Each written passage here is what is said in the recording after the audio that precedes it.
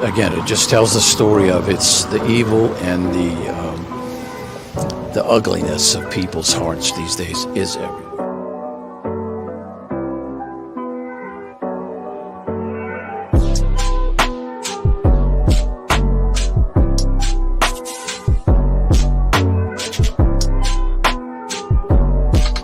This is Franky Rose's Think Tank. Here's your host, Franky Rose. Hey guys. Hey guys. Welcome to the Think Tank. So we're doing the afternoon session for the Michelle Troconis trial. She's being charged with the disappearance of Jennifer Dulos. Jennifer Dulos' husband. Well, he unalived himself 2 weeks after charges were laid. So I don't know what the hell's going on with this. They're bringing some stuff in that a lot of people are saying is hearsay, and they've got the nanny on right now. Well, hey there, Pam. Good to see you, friend. So yeah, they've got the nanny on, and she's speaking about what she's seen in that household. Oh, hey, thanks, Andy. Good to see you. I'm kind of crunched over in the corner. I'm expecting that furniture in a couple hours. And I had to make space for everything. So I've got my desk pretty much backed right in as far as I can.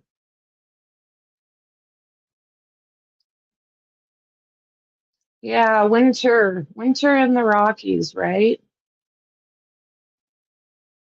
So let's see here. I'm going to do this. Put me down here. And then we will just wait for these guys. They shouldn't be very long. They're supposed to be starting up right away here. So hopefully everybody's on time.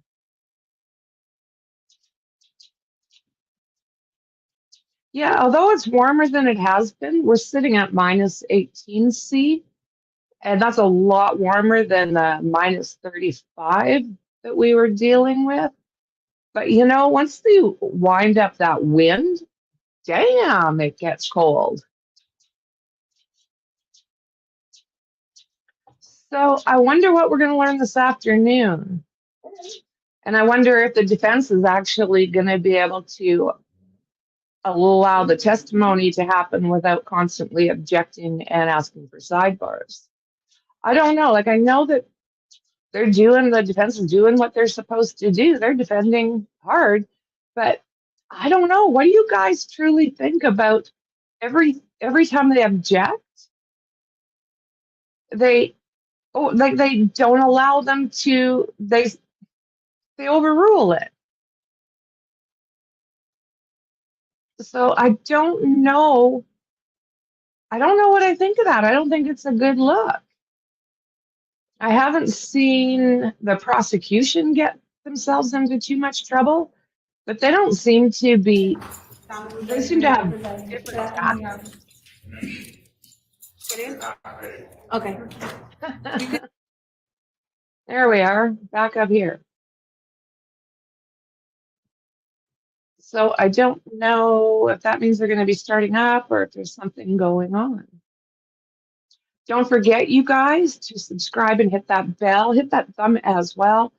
I am going to do a live on some documents from the Karen Reed case. So I thought that might be pretty interesting.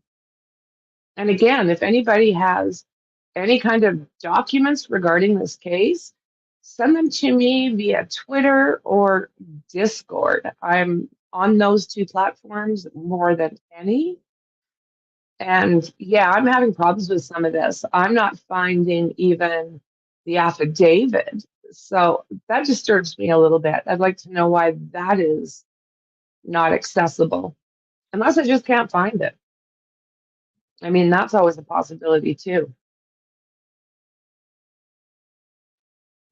My dogs are going to go batshite crazy when these people show up. I'll have to excuse myself if this fellow is screaming. Whoa.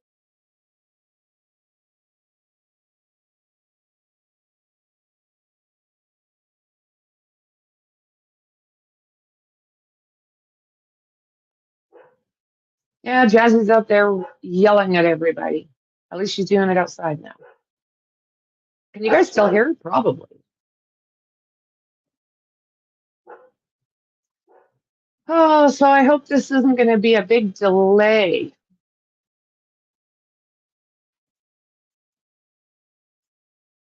So how do you guys feel about that? How do you feel about them constantly being shut down when they are asking, well, when they're interrupting the prosecution, basically? They, I don't know. We'll see what the jury says because I don't really like their tactics. She's supposed to have really good lawyers, but I don't know. We'll see. What did Tony say this morning? Reminds him of, oh my goodness, just call Saul. What is that called? But he nailed it. He absolutely nailed it. What is it called? Call Saul. Have any of you guys watched that? I can't remember. I'm not saying the title properly, but it has something about calling Saul, which was that lawyer from just call Saul. What was he on there? I think he was on oh my God.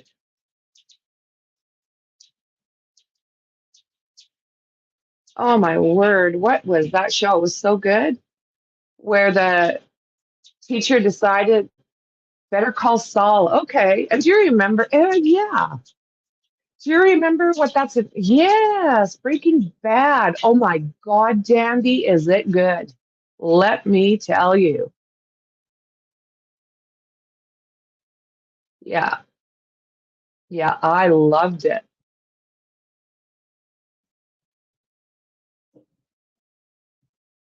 Actually, that might be something to watch on relax time for me again. Oh my goodness. Yeah, better call Saul. Are you serious, Maxie? Oh my God, you guys, you gotta. Yeah, it's good.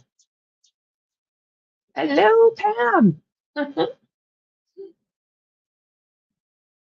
So yeah, I don't know what the delay is in the courthouse this time. Bet it has something to do with the defense. I don't know. I'm just saying. I don't know what my dogs are finding. And you know what? I can't get into the trailer park boys. I just can't. I don't know. I don't know. True crime all the time for this girl. And if it's not true crime, well, I'm probably watching a documentary on true crime, or I'm watching a movie periodically that again involves crime. Yeah, I just couldn't get into that one. I know a lot of people, what are these girls doing? I know a lot of people just loved it. Hey, ladies, what have you got? Come see me. Oh, you got a ball. That's allowed.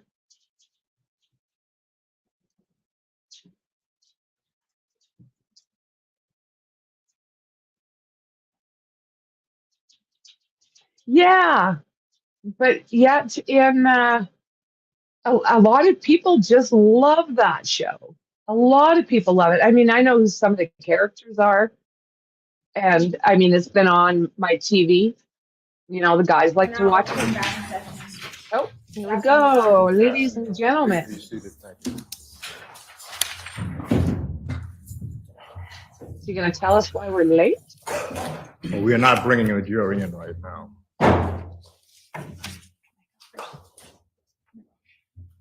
Your Honor, if I may, just Yes. put something on the record. Yes.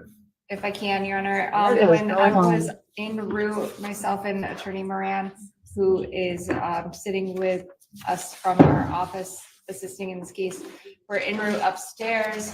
We were on the elevator banks as one of the marshals was bringing two of the alternate jurors back upstairs. When the elevator doors opened, Attorney Moran and myself when we realized who was inside the elevator, we turned around and immediately walked away. We did not say anything.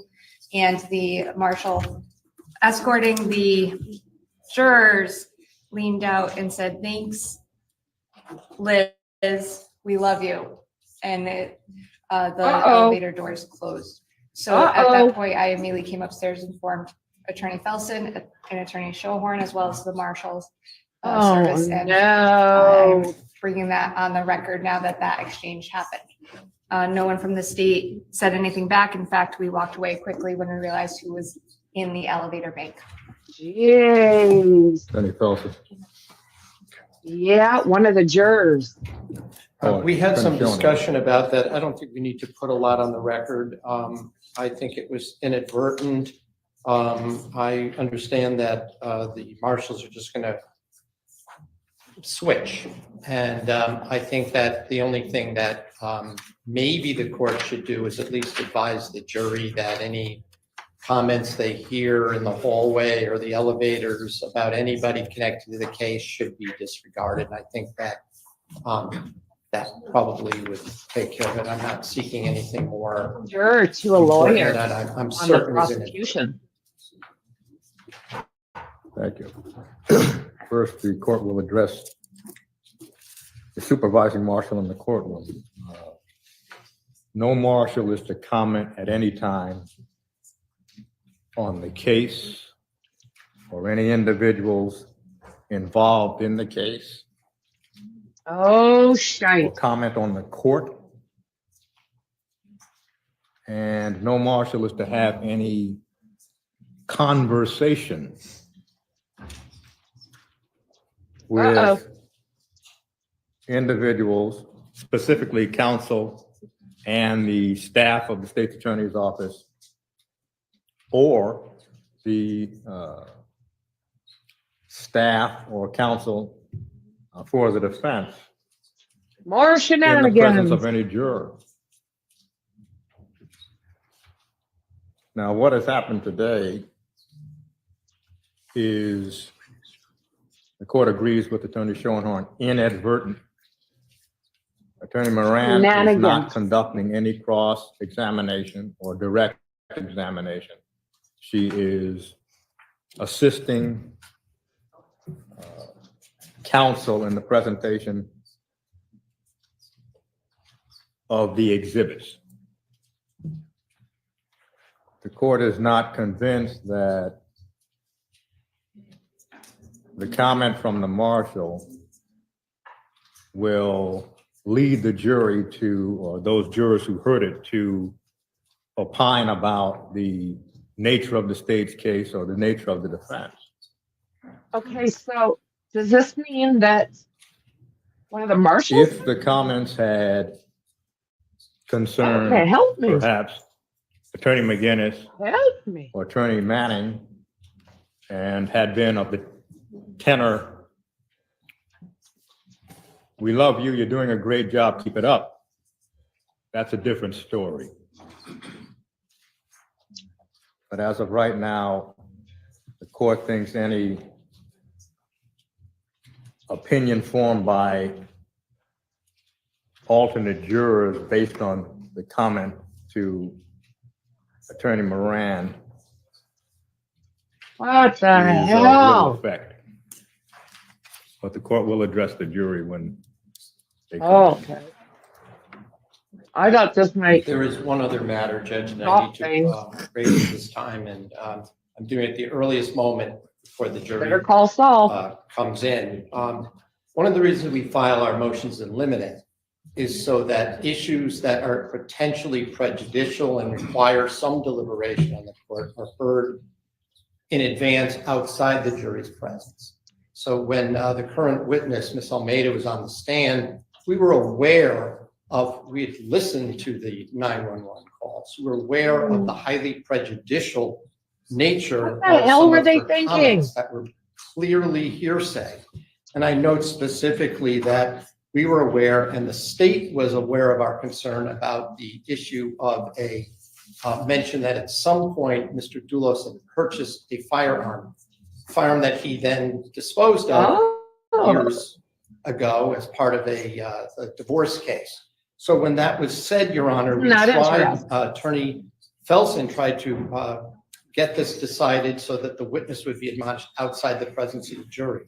There are cases such as State versus Onofrio in 179 Connecticut, State versus If you bought a Gerald gun and Lamo, then got rid of it, we need to know GIROLAMO about in this. 197 Connecticut, State versus Williams in 182 Connecticut. What the Where those hell? cases say that evidence about guns, where firearms is not a part of the case, is particularly inflammatory and will How have, do they can know have it's an not effect involved? on the jury's How judgment. does this man It know? awakens sympathy, passions, Bullshit. and influences the judgment of the jury and cannot be considered harmless. Based on that, Your Honor, and I'm reluctant to do this, but I'm making a motion for mistrial. Motion shut denied. up. The court received a motion in limine this morning. If Whatever. the Wimpy little defense has shit. indicated in the motion in limine exactly what this witness may say that was prejudicial concerning guns or the purchase of guns, it should have appeared in the motion. That would have alerted the court to the nature of the hearsay. But Oh a my God, I general love his motion bow in limine ties. to preclude hearsay is not enough for this court to grant a blanket motion without having some roadmap as to what the highly prejudicial nature of the testimony would be. Your Honor, it had to do with the motion yesterday regarding marital discord. That was where the court would not entertain a proffer about what issues would or would not be allowed in and would hear them as they arose. And that's what I'm referring to, more so than the fact that this witness was allowed to testify about her conversations to the police, which is also, I note, testimonial in nature. Well, a general motion in limine about marital discord does not lead to this court considering testimony about a gun. And so, motion for marital discord generally may involve contention, arguments, physical assaults, but not the purchase of a gun. So the court is not on notice from a motion to preclude testimony about marital discord that there may be evidence of a gun.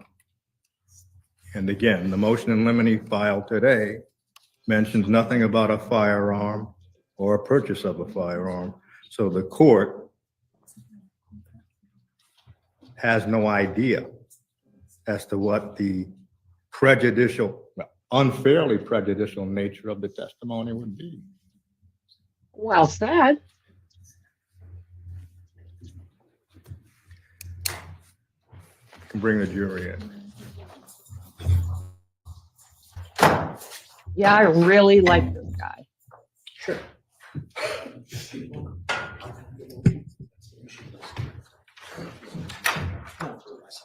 Things just don't seem to be going their way.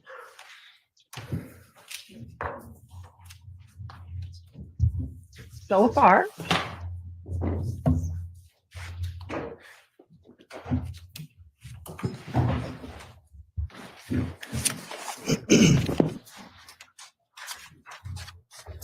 Blow a bubble. Come on, you can do it. There's a bubble in that gum. Would counsel stipulate to the presence of all of the jurors? Yes, Judge. Yes. Ladies and gentlemen, it was brought to the court's attention that there may have been a number of you, perhaps court should say a few of the alternate jurors, who may have overheard a comment from one of the marshals who have been assigned to this case. It was a Marshall. Oh And my that comment God. was directed towards Attorney Moran, who is sitting What was he behind counsel thinking? table, sitting Hi. behind attorneys Manning and McGinnis. And that comment was directed towards her, but it was probably overheard by one or more of the alternate jurors. And that comment was essentially a complimentary comment to Attorney Moran. It was Jeez, brought to the court's attention a marshal. that that comment may in some way be perceived as an opinion by one of the marshals Yeah. as to the strength of the state's case. Mm. The court is not convinced that that comment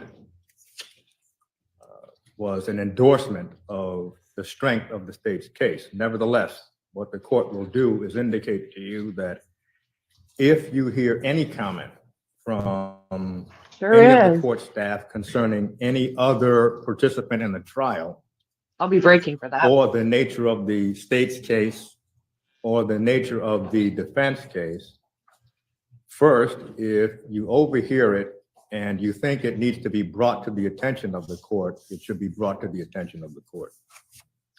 Secondly, if you think it probably means very little or has little effect, just ignore it. Me However, too, Dandy. any comment that would suggest that the strength of the state's case Do we have a or time the yet? strength of the defense case is Or a being link?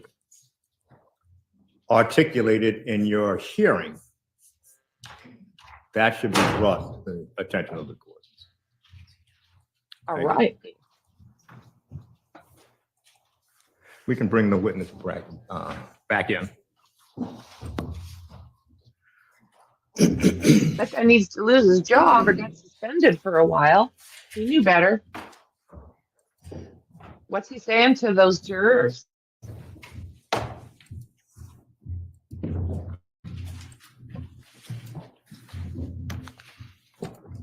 You may proceed, Counsel. Thank you, Your Honor. Good afternoon again. We were talking about the Miami Ski Club, I think, when we were last here. The Miami Ski Club is a water ski club. Yeah. And it's members only, Yes, private, yes, and Of course. Fotis had a membership there. yes. Do you know for how long Fotis had that membership? I'm not exactly sure. But Fotis had been traveling down to Miami for some time, Yes, alone yes, and with the kids, yes. for years. Yeah, She's been in their life Fotis for water a long skied. time. yes, Competitively, yes, you describe him as very competitive, yes. and not just in water skiing, With everything. everything. Had he been water skiing since when you first met him? Yeah, And he taught the kids to water ski? Yeah. And they all water skied, they all water ski. Yeah, some of them competitively? Wow. Yes. They had won medals. yes, Did he teach you to water ski too? he did. And I think he also taught you how to drive the boat? Yep. Fair enough. When you went to the Miami Ski Club in March of 2017, and you met Michelle Yes, for the first time, yes, and you met her daughter as well. Her daughter was there. yes. Your Honor, I'd move into evidence, defendants. I changed the numbers a little bit. It's I-1 through I-4, I believe, without the state's objection. That's correct, Judge. The defendants I-1 through 4 admitted as full exhibits. And can you pull up I-4, please?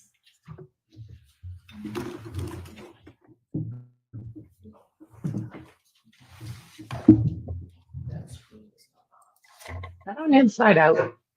Thank you. Ms. Almeida, do you recognize some of the people in this picture? Yes, Is Fotis in this picture? yes, Is Michelle in this You picture? bet. yes. And the Dulos children? Not all of them. Okay, but some of the Dulos children are in the picture? It looks like two of them. Okay. And do you recognize Michelle's daughter in that picture? Yes. All right. And is that at the Miami Ski Club? Disgusting. I think so. It's kind of hard to tell. Do you remember if you took the picture or not? No, I don't remember. Okay, but you had been at the Miami Ski Club before? Yes. All right. And you recognize Fotis and Michelle in this picture? Just an Right. asshole. And at least two of the Dulos children and his Michelle's daughter. Yes. All right, thank you, thank you.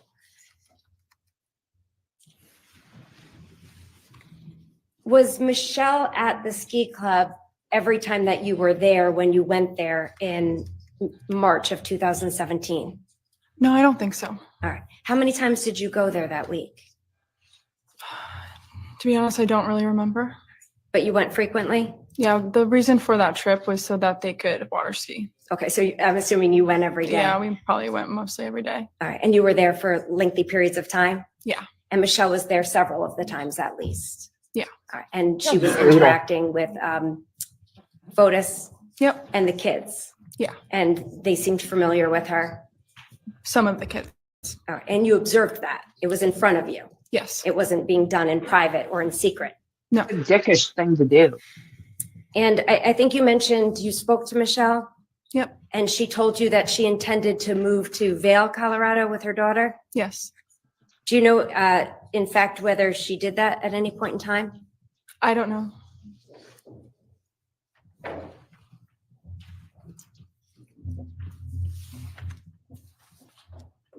I have a feeling he Fotis wasn't water ski a lot? concerned about that. Yes. He All right, seems logically cruel. Did you go with him in my sometimes opinion. down to the pond? With the kids, yes. There was a pond in Avon, Connecticut? Yeah, in Avon. All right, and he would go down there? Nanu, nanu. All right, and would you ever go with him when he competed? Yes. All right, and would the Now kids you go know with him me. and with you when he competed?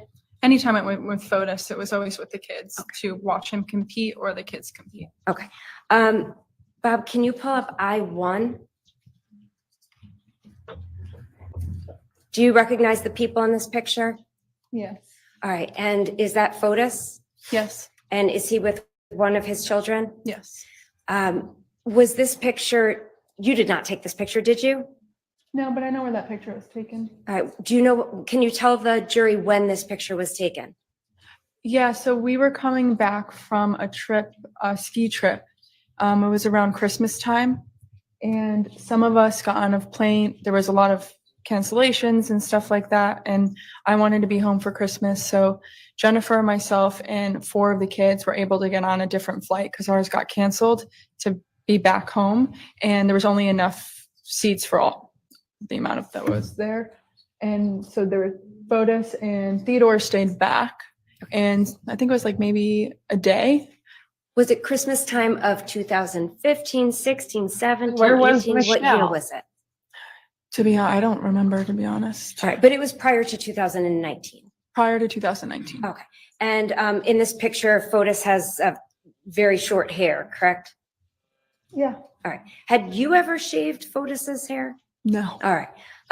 But you do recognize him in this picture. Yes. All right. Bob, can you pull up I-2? This is also a picture of Fotis Yes. with one of his children. Yes. And even though the date's on there, can you tell or give a sense to the jury Child. if in fact that seems like a picture taken of Fotis and one of his children in 2016? Yeah, it was probably at the pond, it looks like, maybe, and the one in Avon. I don't know. But about that year? Does that Yeah. year seem right? The way Petros looks. Yeah. And Bob, can you please pull up I-3? Do you recognize Bunch of Fotis in kids. this picture Yes. and with his children? Yes. Was this also at the pond? They are all good looking kids. I can't really tell. But was this prior to 2019? So sad. Yes. Bob, you can take that down. Thank you. You told the jury that you stayed behind in Miami in March of 2017 for a little while? When Jennifer went back home? Yes. Yes. And then you returned at some point Yes. without Fotis. Without Fotis. And Jennifer told you that she confirmed that Fotis was having an affair, Yes. and she didn't seem surprised. No. And she said she wasn't in love with him and hadn't Oh, been for a long time. Yeah.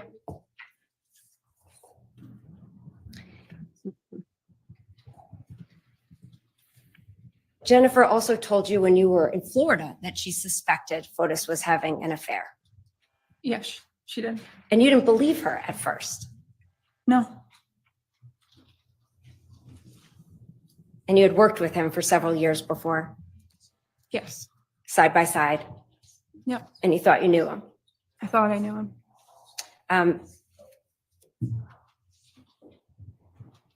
Did you know that Fotis had been married before Jennifer?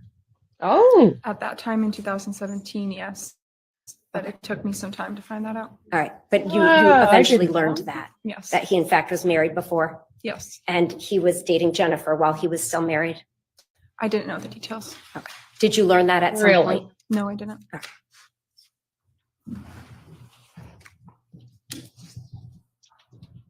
huh. So, Those are before you more proceed, kids? Counsel, the court has to take a brief recess, not based on anything other than something has been brought to the court's attention. So, this is not the afternoon recess, ladies and gentlemen. This is just something the court has to address immediately. So we ask that you return to the deliberation room. Please do not. What's going on? What the hell's going on?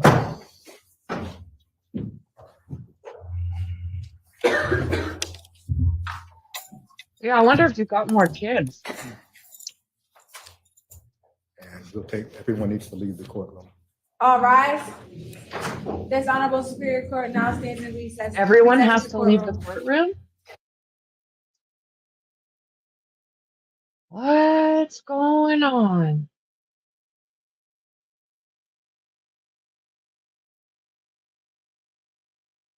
WTF? No, right? Absolutely not. So they're not going to show us either? What? Come on. Inquiring minds need to know. What the hell's going on?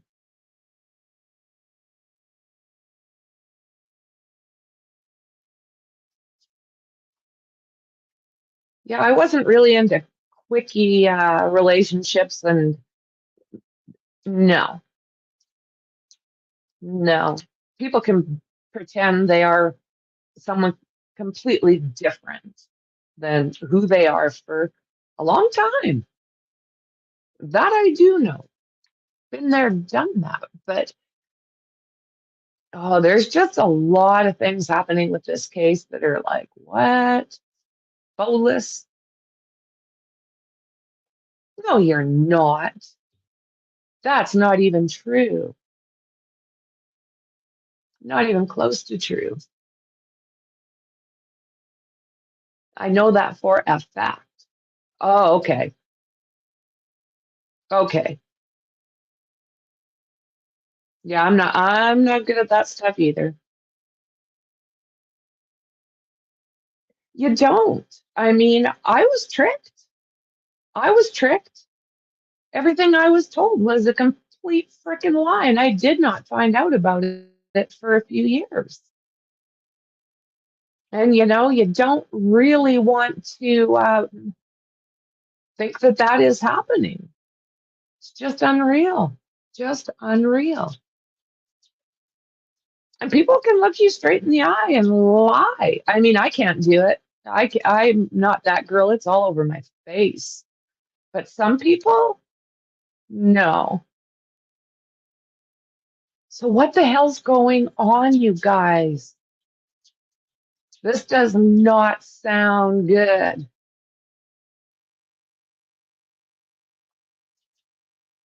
Many a last minute present thought. Oh, hell yeah. Hell yeah. I'm not good. Like with my family, I've got one aunt she is so good. Every single birthday, she's even had surprise parties for me over the years. Well, do you think I can remember hers? No. I'd say even longer. I always say about 3 years before you start to see the different sides even. Because I mean, they can't fake it forever, but they can fake it for a long time. My magic number is 3 years. Maybe I'm just slow. You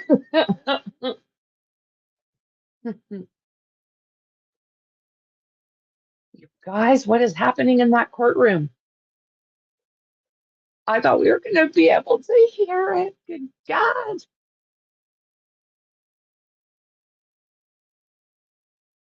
So do you think maybe there's something to do with that Marshall? Do you think it's going to have anything to do with that?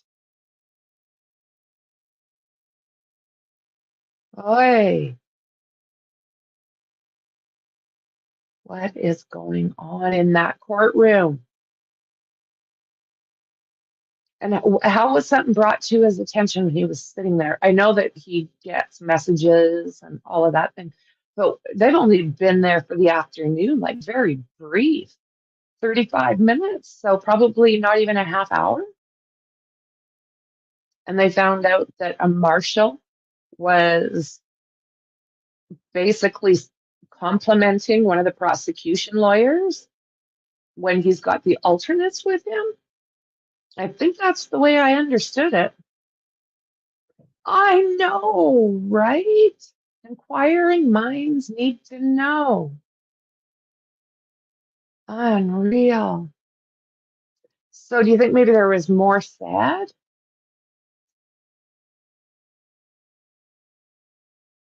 Oh, hey. In God we trust, isn't that usually? I don't know. I don't know what that says. I can't even guess. Trans-tulip, whatever that is. What's a trans-tulip? And a sustinet. Sustinet. I'm wondering. That's what I'm wondering, James. What was going on? I can't see something else interrupting this on top of that. So it's making me think that maybe there was more happening at that time. Can you guys hear Lizzie? Good Lord. Oh, I would imagine. Yeah, well said, Dandy.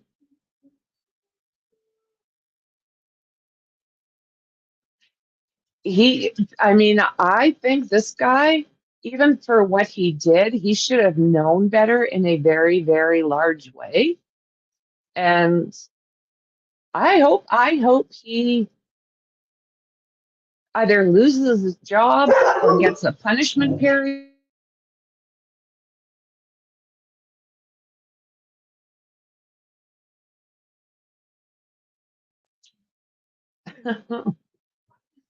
Oh my word. He who transplanted sustained Connecticut motto. He who transplanted us sustains us.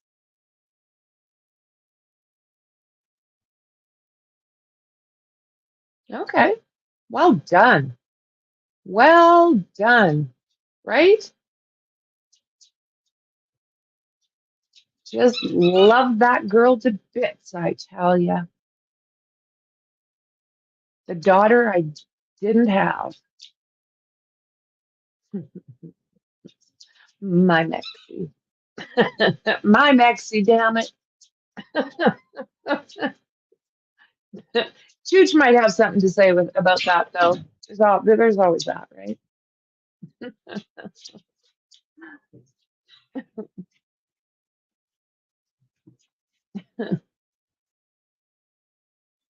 Oh my God, you guys.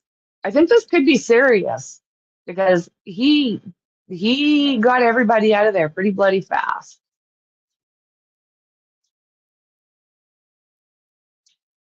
I hope that this did not blow the case or this trial. Oh, I sure hope not. I don't know how serious this is, but I mean, he had everybody out of there within no time.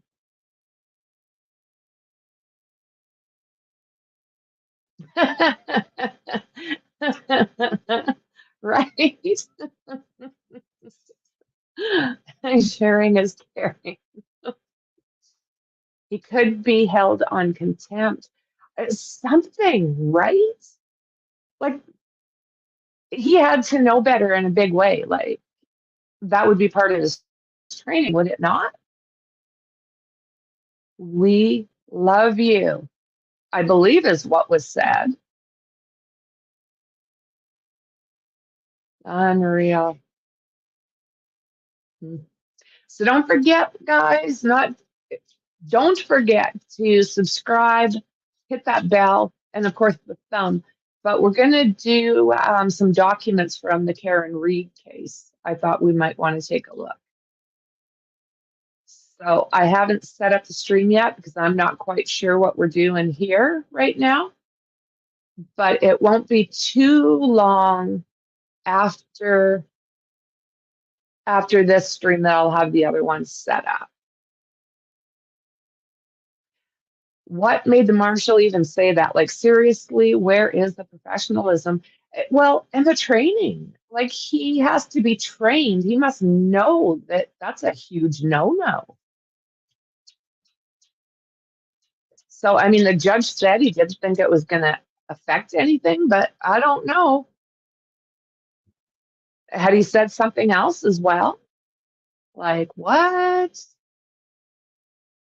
Unreal, guys.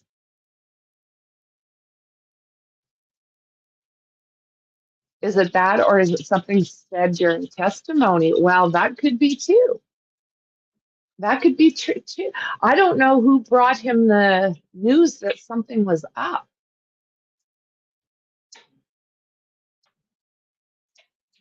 I have no idea what my dog has right now.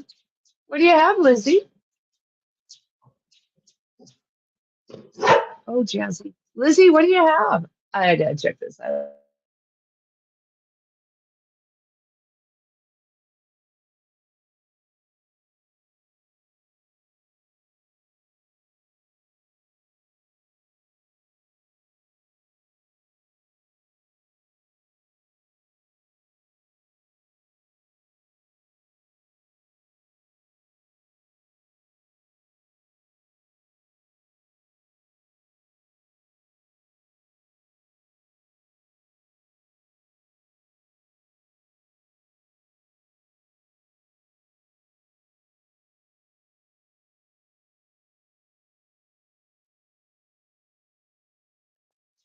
She made herself a chew toy.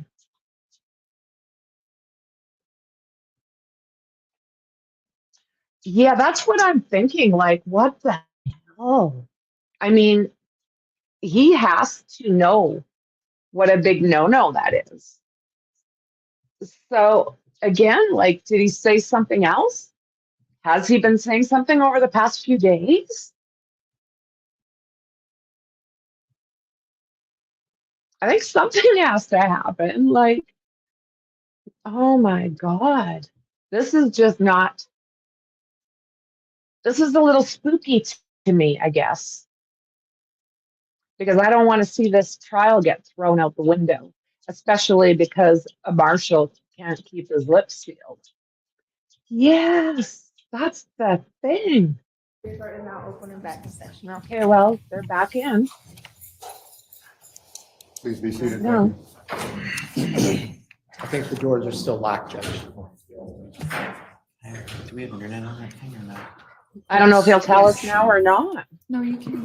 I have it airplane mode right now. Can we switch it back to airplane mode Yep. before? Yeah. No, I figured it out. I just want to do the research.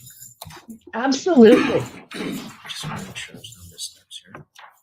See if he says and sits down again. You're in.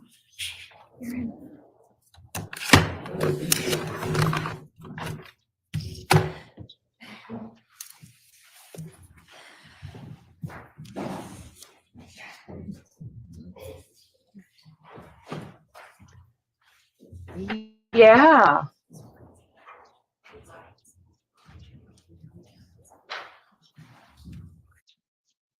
I hope they tell us. I really, really hope they tell us.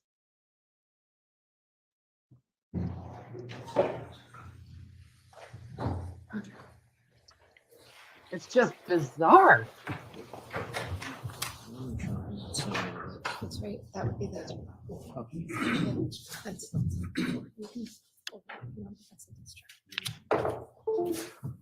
Doodly. Are we on the record, Madam Monitor?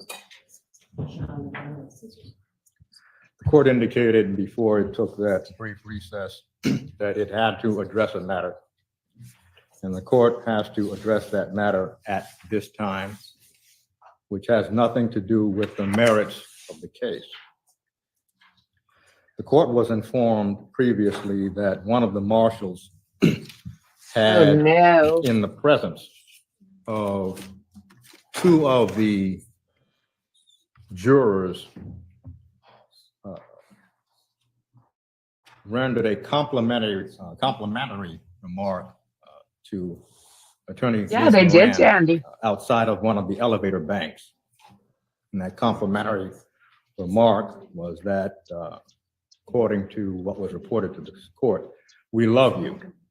But the attribution to the marshal was an incorrect attribution. Mm-hmm. The court has now learned that it was not the marshal who said, we love you to Attorney Moran, but it was one of the jurors. Oh, no. That Oh, is cause for the court to have to bring in that juror to determine whether those remarks were made. And if those remarks were made, then that juror may have to be dismissed. yeah. But first, we will ask Mr. Christian Alvarado to just take the stand so that we can understand what the nature of those comments were as he heard them. No. The court should also indicate that when the juror is brought in, there will be no video coverage of that, no still photo coverage of that. And we would ask both the videographer and the photographer to wait outside of the courtroom when that juror is brought in. Madam Clerk. Please raise your right hand. Do you solemnly swear or solemnly and sincerely affirm, as the case may be, that the evidence you shall give regarding this case shall be the truth, the whole truth, and nothing but the truth, so help you God upon penalty of perjury? I do. Just state your name. Christian Alvarado. Thank you. Marshal Alvarado, you may be seated. Marshal Alvarado, the court will just draw your attention to the time before we took our lunch and recess. And you were in the presence of at least two jurors after the court had recessed. Can you tell the court what happened and what you heard? I was on the elevator coming back from lunch with the two jurors, and it made a stop on the second floor. Attorneys Moran and Manning tried to get on the elevator. They turned back around, and in the midst of that, I said, thanks, Liz, and the juror ultimately kind of stuck his head out and said, we love you. The door closed, and then we went on our way. Fudge. Now, was that juror's comment directed towards Attorney Moran? And is that I all believe that so, yes. she said? And how many other jurors were present when that comment was made? Other than him, just one more. And was there any other marshal with you when those comments were made? Just me. Was there anyone who He doesn't look not a happy to marshal be there. or a juror close enough to hear those comments? Not that I could see from my point of view. Okay. Thank you. You may step down. Oh my God. Yes. Now, what the court is going to do at this point is call that juror in. The cameras need to go off.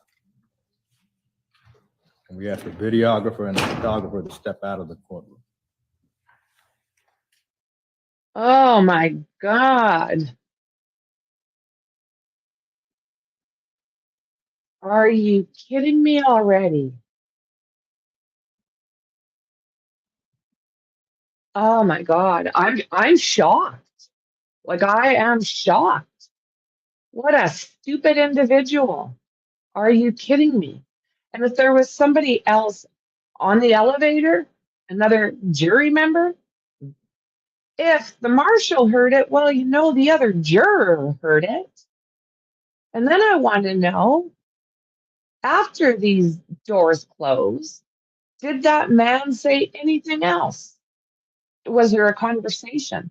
And it also makes me wonder about conversations in the jury room. What do you mean, we love you? Oh my God. Yeah, I don't know if this will work for him or not. We can't see anything, but I don't know. I don't know. What do you guys think? Oh, what just happened there?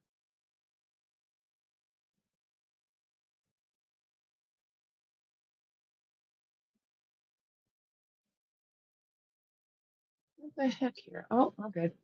Yeah, so what the what? That guy didn't look happy, did he? He didn't want to be sitting there on the stand.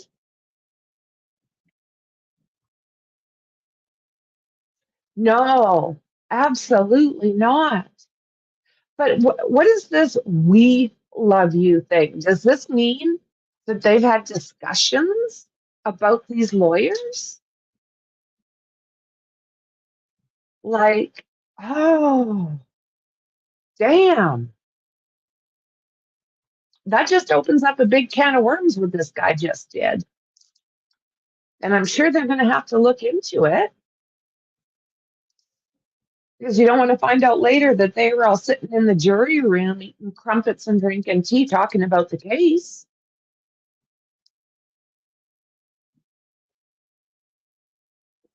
I'm not sure how long you've been gone, but they're now talking to the juror that made this comment. And they have camera up and everybody's out of the courtroom, including the videographer and the audio guy. So they did just talk to the marshal, and he basically said that this guy popped his head out those doors and said, "We love you." So who the F is we? Who is we? I'm sure the judge will ask that question. I mean, how, you can't.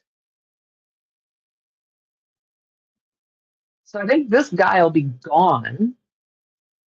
And then what? Will they use one of the alternates? Or are they just shutting it down because possibly this whole jury is chit-chatting about how much they love the prosecutor?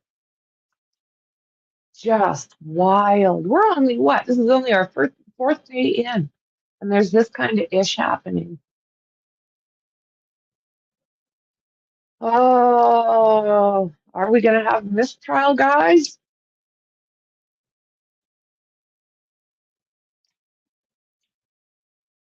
Yep. Yep. I think he said, "We love you." Or am I mistaken? I thought he said, "We love you." Well, that's what they said at first, that it was an alternate. And then they said that it was a juror, like one of the part of the jury. So I don't know now if it was an alternate. Yeah, it was a juror who said it, some dumbass man. Hey guys, don't get me wrong, not insulting men, not even a little bit. If it was a woman, I'd be saying some dumbass woman. Yep, it was. So yeah, so now the juror is being spoke to by the judge, and I guess we'll learn more when this little chit chat is over. Just stupid. Stupid. I need to get myself a little soundboard for this platform because it just does not give you any kind of the fun stuff. What a dumbass. Are you kidding me? Da-da. And we're back. Yeah. Like, what?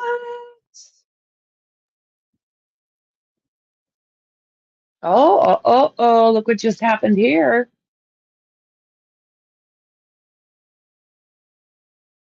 Yep. Let me see here. Just make sure that it's something's not good here.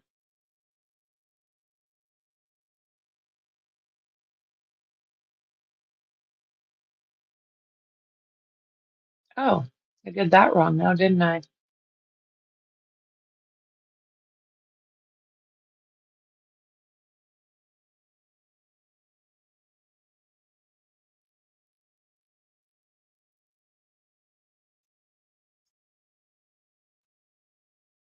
So I'll just wait for some movement.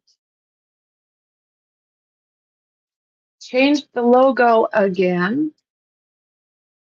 The wording, the think tank. I just couldn't fit it in. So we are now T times 3, the think tank. Yeah, I thought he said we. Like, what? Oh my God. I mean, it's nauseating. Like, gaggy. What people do. It just blows me away. Makes me want to vomit. Blech. Dumbass. Just unreal.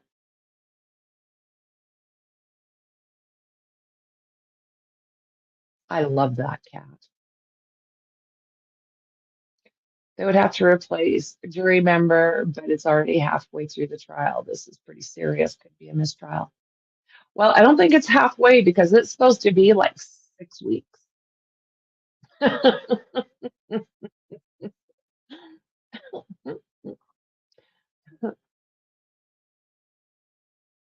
Yeah. Yeah. Yeah, that cat just says everything I want to say sometimes, just like with one picture.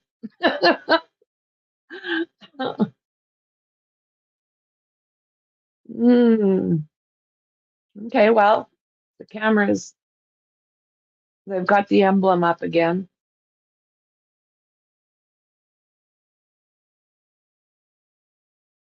Jeez. Yeah. Yeah. Well, and they shouldn't be talking to the lawyers. We love you, you dumbass. It's like, what? You didn't just do that. You just didn't do that, did you? Unreal.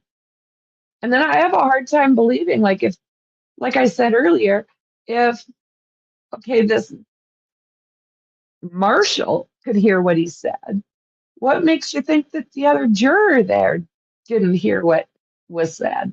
So I'm hoping they call that other juror in, you know? Mm, yes, love. Yeah, that's the thing. I'm pretty sure they're not supposed to talk to anyone about anything, but no, they're not. That's where the problem is. Like, if, yeah, yes.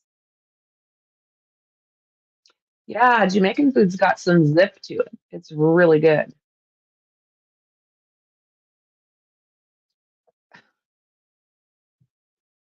Yeah, I can't believe the stupidity of this individual. It's like, are you freaking kidding me? What did you just do? Guys.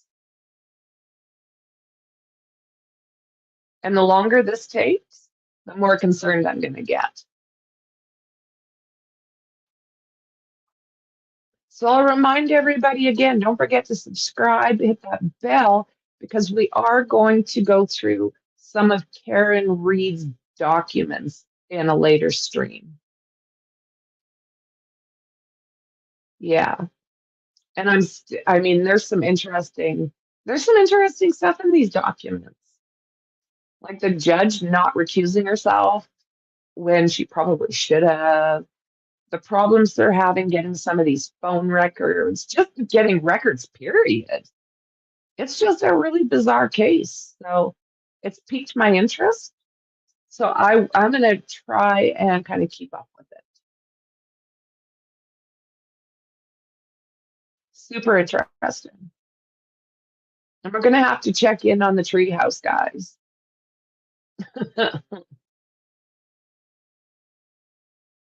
Just wow.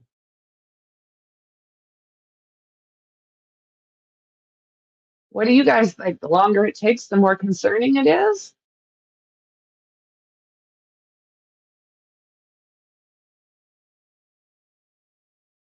That sounds really good, Dandy.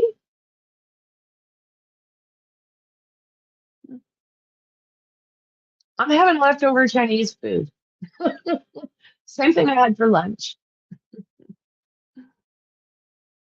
I'm trying to drop the sugar. They want me to get rid of the sugar out of my diet.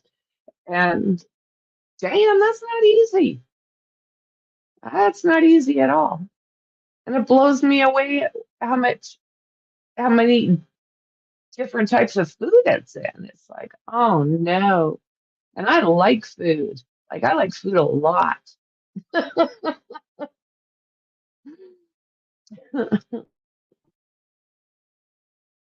Oh my goodness. It's taking them some time, friends.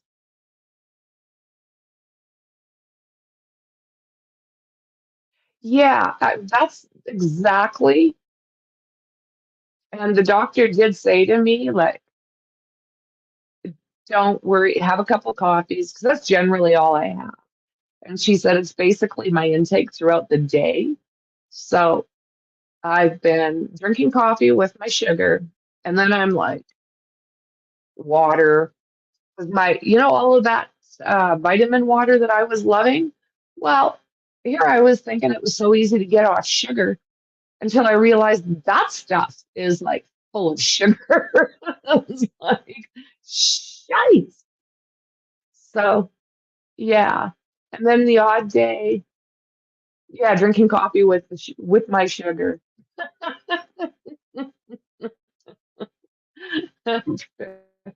Yeah.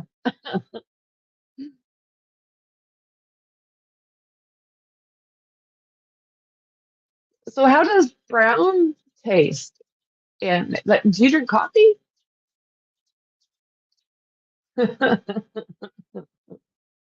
If I could, I would.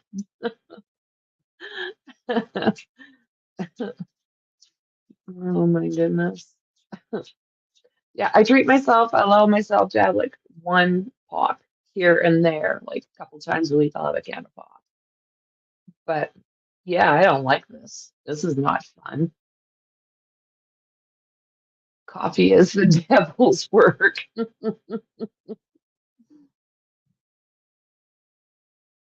Oh, that sounds really good.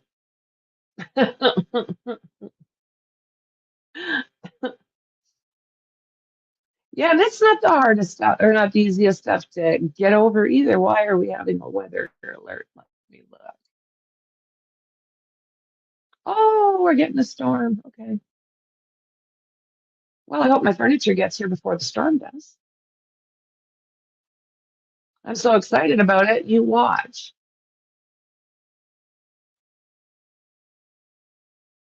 Doesn't that sound delicious?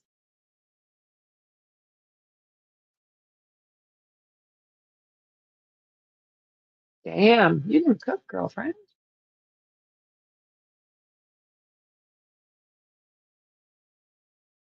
Nice. I do. I'm bad. I hate cooking. I do it as little as possible.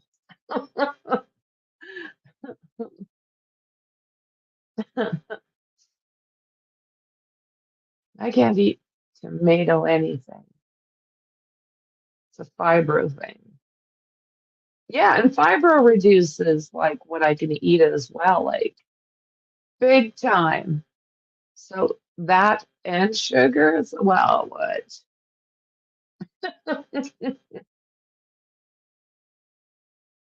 That's me. That's me.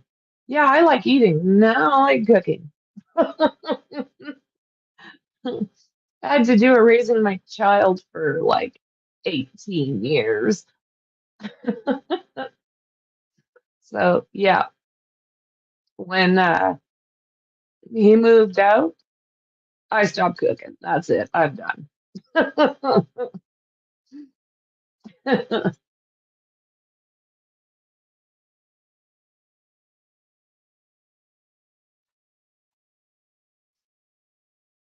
Yeah,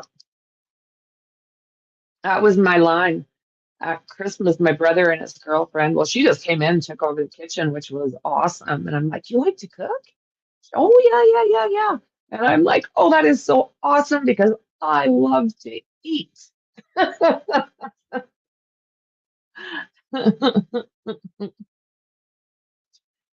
Yeah, you're the takeout. I'm in a small area, so these are, they're privately owned. There's not really much for chains. And I pretty much stick to salads and chicken, vegetables. So it's kind of hard to hide stuff.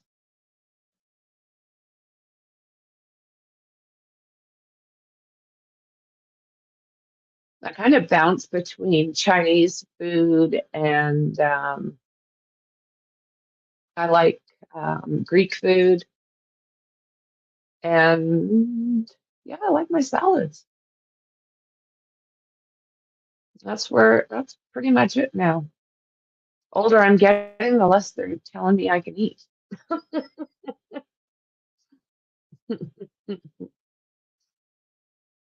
Yeah, I don't know that I would like it in the city. I don't know. But in a little area where you end up knowing the owners and I remember being asked by a doctor, how much do you drink? Me, about 10 pints of Lager's, 6 shots. Doctor, a week? Me? No, nightly. He nearly fell off his chair.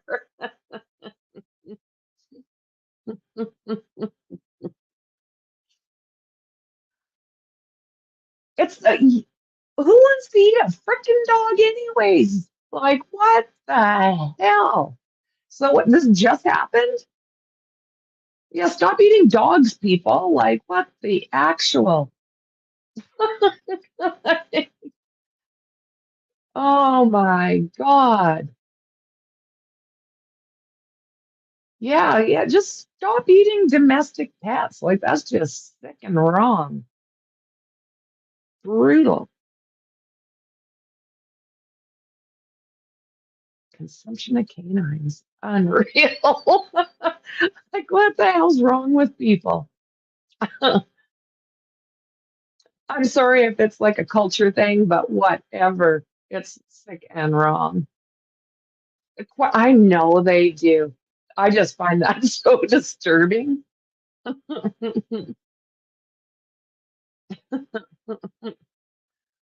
Yeah. Don't eat dogs, people. Come on. Yeah, that's what I hear. This is probably why I like to stick to chicken.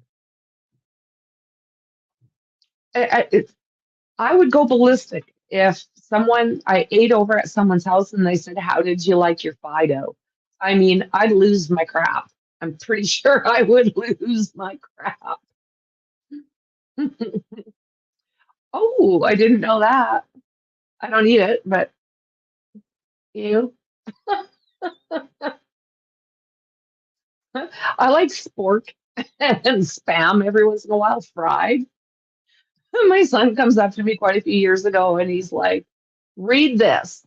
It says like something like 2 or 3% meat byproducts. He's like, Mom, what the hell are you eating? You wouldn't go near it. Yeah, just grossed them right out. Damn, guys, like what's going on in that courtroom?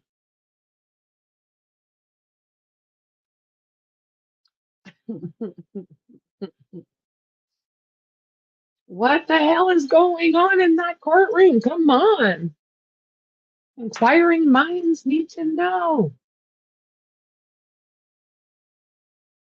Jaish Kabibble. The longer, like I said, the longer we're waiting, the longer we're waiting, the more I'm getting concerned. I really hope we don't end up with a mistrial.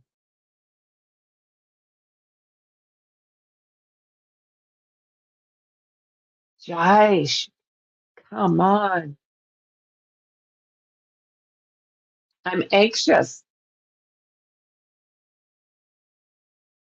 What the hell are they doing in there? I bet you the other juror heard that. And again, what was that guy thinking? Like, we love you to the prosecution? Like, what the hell? Should have turned his back. Oh, oh, nice. Nice.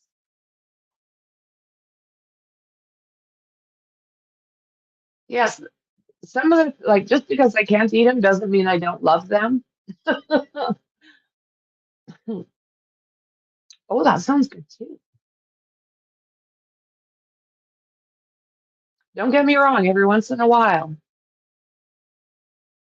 I just gotta do it.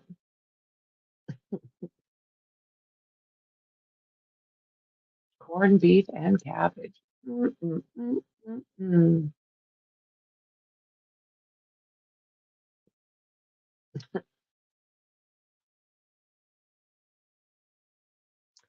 Oh my God, what the hell's going on?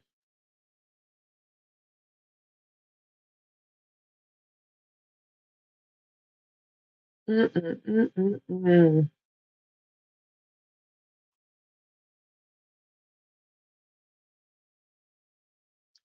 Well, I guess we sit and wait patiently.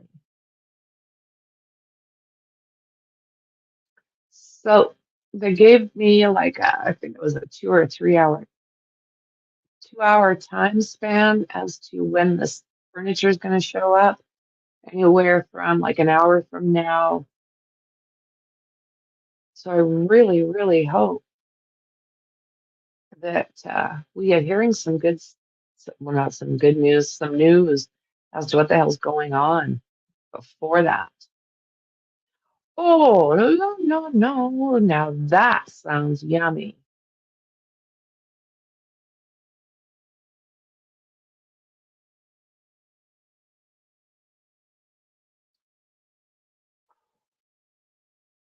No, me either. Me either. I'm sitting here taking deep breaths. Freaking hyperventilate. I've never been the patient type. Oh my God.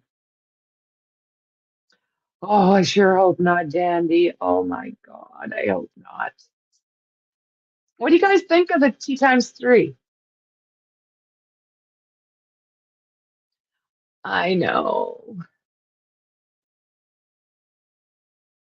I think I probably have to work on that logo a little bit, but do you guys like the 2 times 3 idea?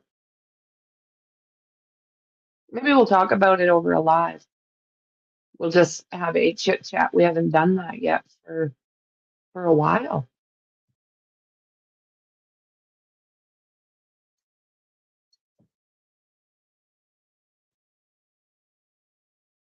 Oh, that's a great idea.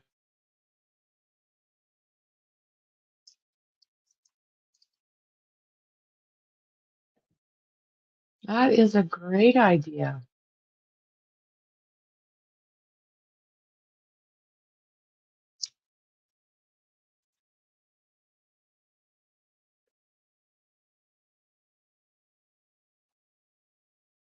Yeah, we have to start watching the grease and oi, oi, oi. Cajun bacon sandwiches. Damn, you guys.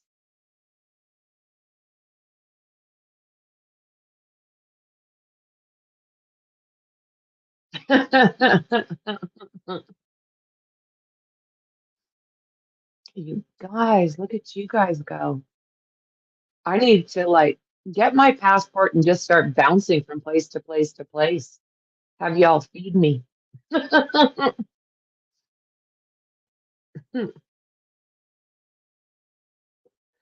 this is all we're looking at, guys.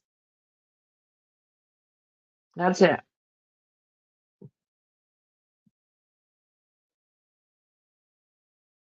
It's just craziness. Do you guys think this is headed for a mistrial? I'm even afraid to say it.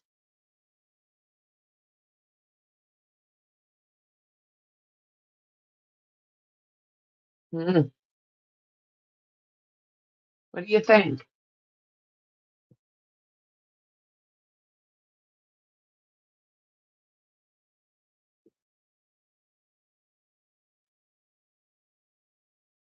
Yeah, I just ate, so I'm doing okay, but it's still sounding pretty freaking yummy.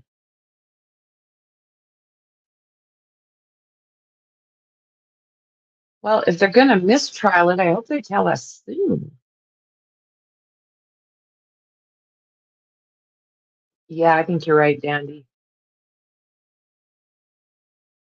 Yeah, that's my concern. The longer it takes, right? Yeah, I think it's really bad. Jeez.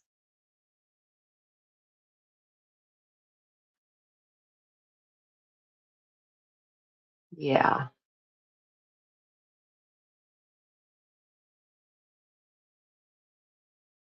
it's concerning.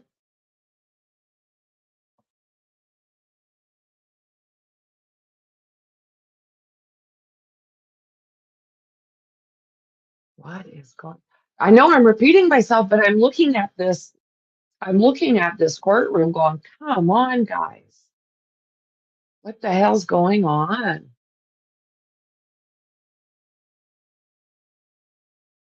Like all I see is that emblem, and I don't like it. Like Dandy said, I think it's bad. I think it's really bad. What do you think the chances are that jurors have been talking amongst themselves? That "we love you" thing, I find disturbing. We love you. I mean, everybody is entitled to a fair trial. That's all they're asking for is a fair trial. And go from there and decide guilt or innocence, right? But the jury's got to follow the rules. They can't just be winging it.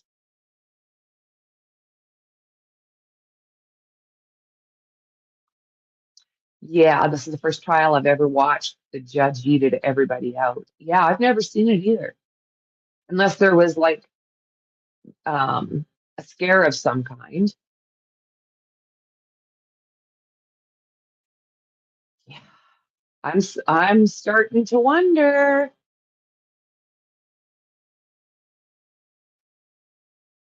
That marshal, he looked like he just did not want to be there.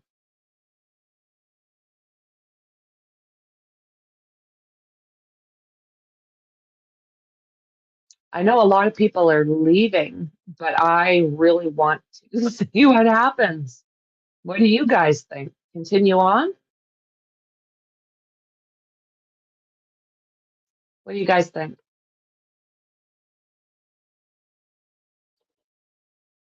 Exactly. Something's got to be up. The judge already said that he didn't think it would be a problem. And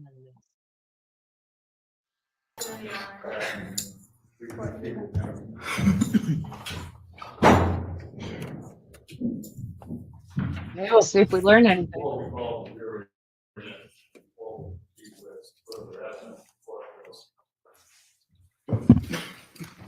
Make the record as to what has transpired. Oh, no. It was brought to the court's attention when we began our afternoon session that there were some comments made by what was believed to be a marshal that was heard by some jurors who were sitting on the case. It was later discovered that it was not the marshal that made those comments.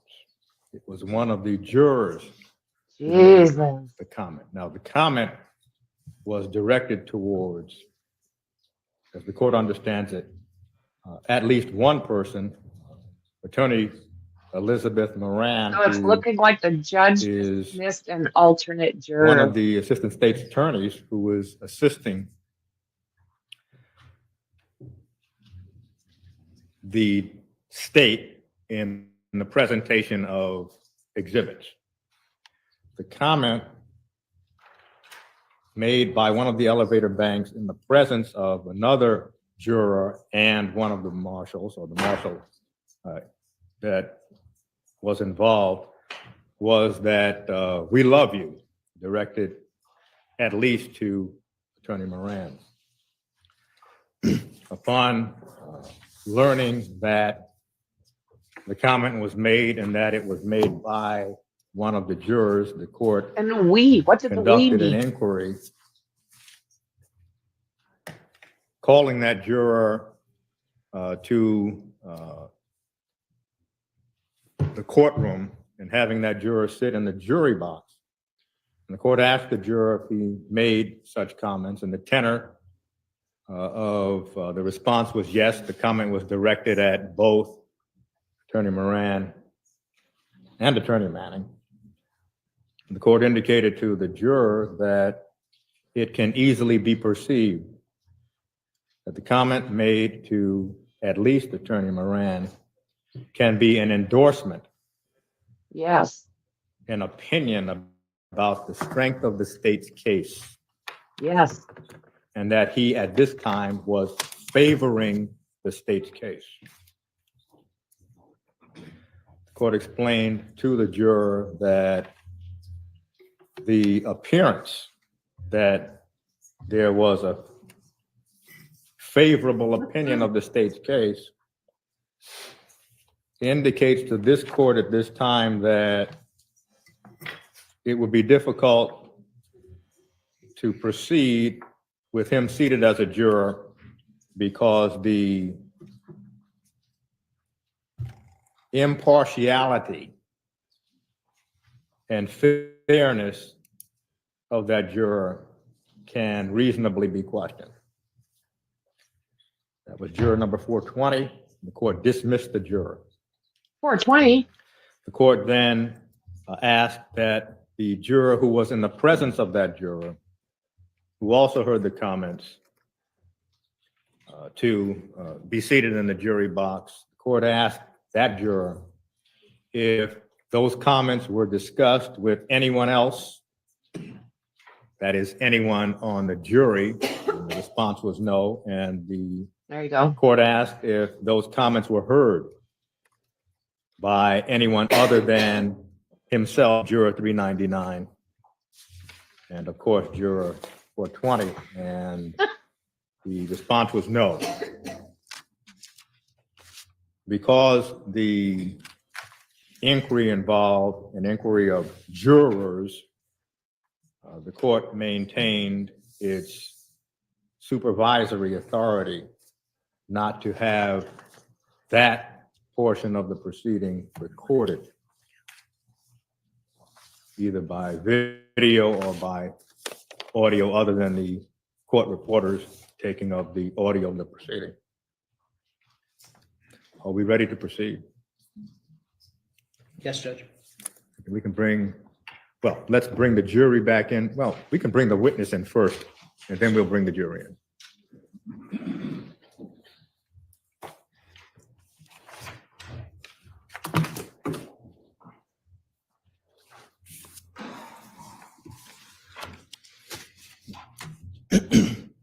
Thanks, Maxie.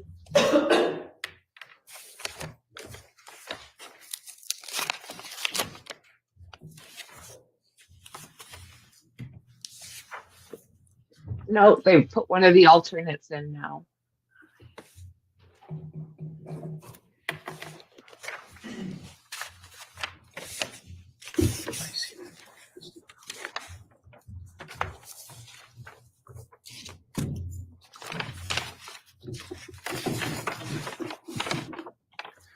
You may inquire, Attorney Felsen. Your Honor, There we I have to go. wait for the Oh, I'm jury to sorry. come. Please bring the jury in. Ooh, betcha.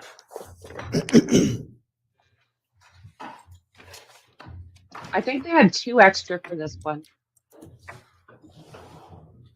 Correct me if I'm wrong, but I'm pretty sure they had 2. They had more when COVID was around.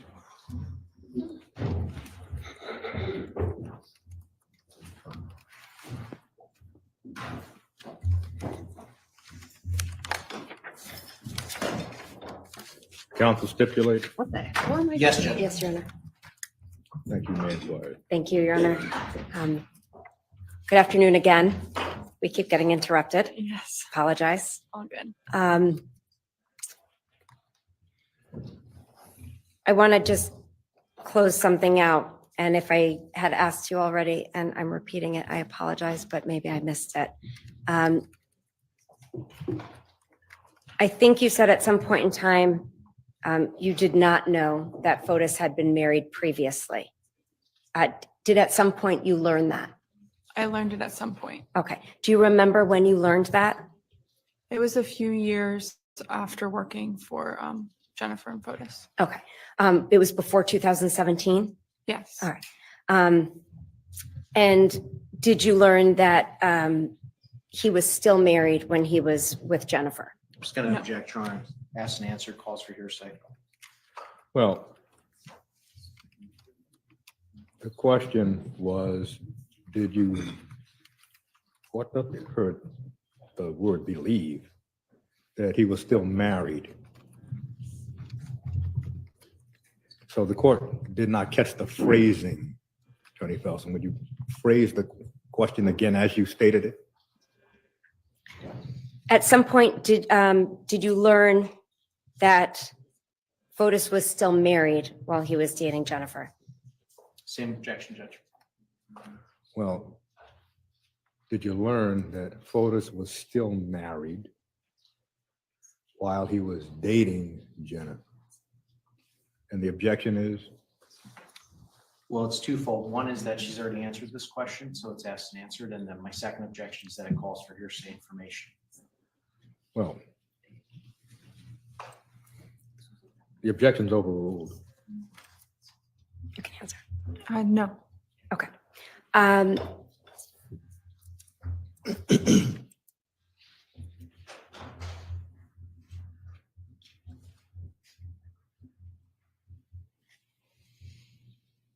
After you came back up from Miami and Jennifer had told you that she was going to leave, she asked you to go with her? It wasn't right That wasn't that night when I got back, no. Okay, but it was shortly after that. A few weeks after, And you said yes? yes. And you gave notice to FOTUS that you were quitting for group. Yes, I did.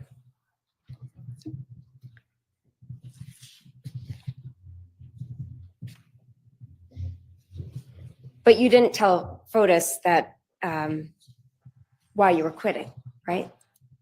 No. And the plan was for Jennifer to move out of Fort Jefferson, The plan with myself or the plan with like that? her just and with FOTUS? Jennifer to move out. Yeah, her plan was to no longer live at Fort Jefferson. Okay. And to leave without FOTUS knowing that she was going to leave. She was gonna let him know after she left. So So she was going to leave without him knowing that she left. And she was going to take the children without him knowing that she was going to take the children. yes, What's that got to do with it, And she told lady? you not to tell, obviously, FOTUS, right? yep.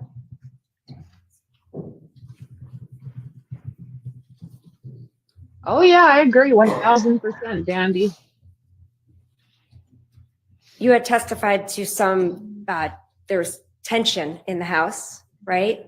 Yeah. Between, I would say, when you got back from Miami and then when Jennifer moved out. Yeah, so like the months prior to her leaving. All right.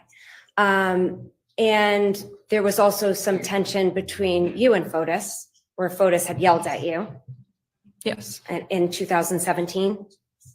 Well, the tension with FOTUS and myself didn't really start until after, well, the day I left with Jennifer. Okay. So from about June of 2017, for at least that month, there was some tension.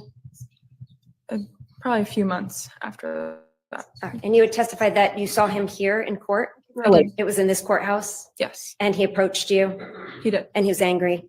Yes, And then his personality shifted and he appeared to be reasonable? yes, And he also had approached you once at the pond, I think, and had been yelling at you, yes. and then suddenly switched and became very reasonable.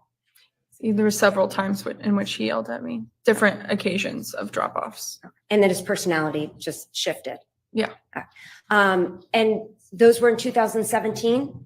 Yes, And because of that, you had indicated to Jennifer that you no longer wanted to have contact with FOTUS. yes. So between 2017 Fair enough.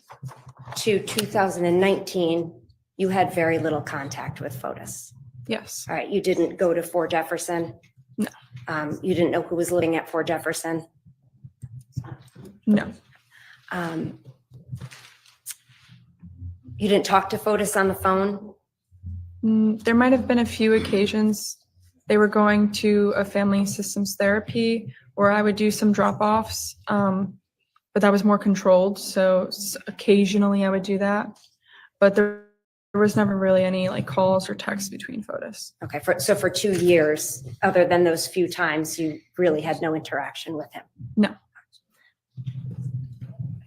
So I'm going to fast forward now to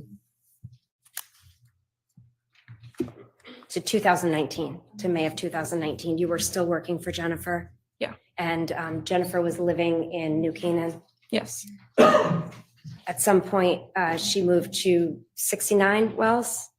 I yeah, thought she it was the originally name of the moved to 153 property as Chichester, well. which was in New Canaan. And I think it was a year she moved to 69 Wells Lane. And when she was at 69 Wells, you were working, doing childcare, Yes, and you were helping organize the house? yes, In May of 2019, were the Dulos kids and Jennifer living at 69 Wells? yes, And in May of 2019, did FOTUS have supervised visitation with the children? supervised, yes. And that was on Wednesdays? Wednesdays, and if it was agreed upon other days, for like that Memorial Day weekend, he was supposed to have a visit on Saturday, but that's because it was agreed on before. So there was some flexibility if the supervisor and Jennifer, they all agreed. All right. And you're talking about the Saturday of Memorial Day weekend? Yes, All right. So the Wednesday before it, let's go to the Wednesday before it. That was May 22nd? Yep. And did FOTUS have scheduled visitation with the kids on that Wednesday? Yes. And it was through a court-ordered supervisor? Yes. And that court-ordered supervisor would be present when FOTUS met with the children Yes. and spent time with them. And that had been happening for many weeks prior. Yes.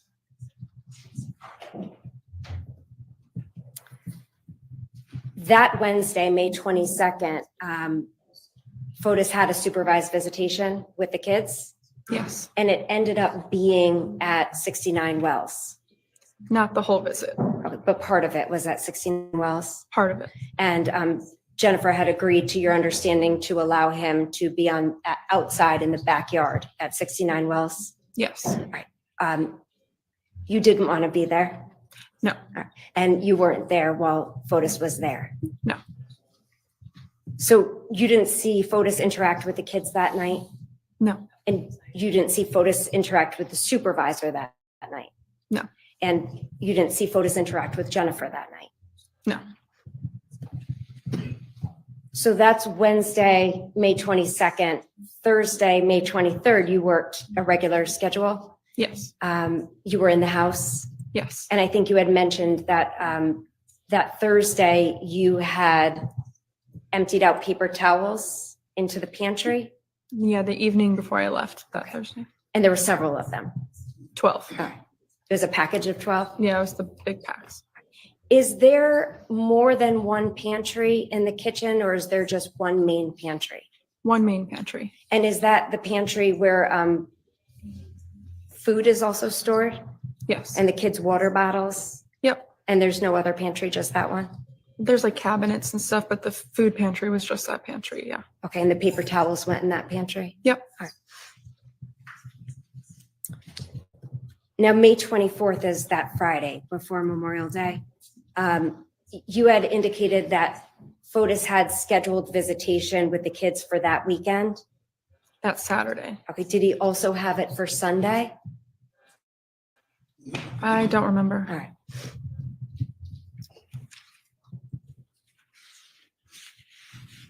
And that would have been through the courts? Yes. By agreement? Yes.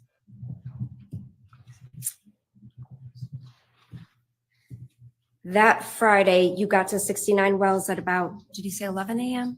Yeah, around there. I don't know exact. And you didn't expect Jennifer to be home? No. Because she had plans to be in New York? Yep. And you understood that she had doctor's appointments in New York? Yes.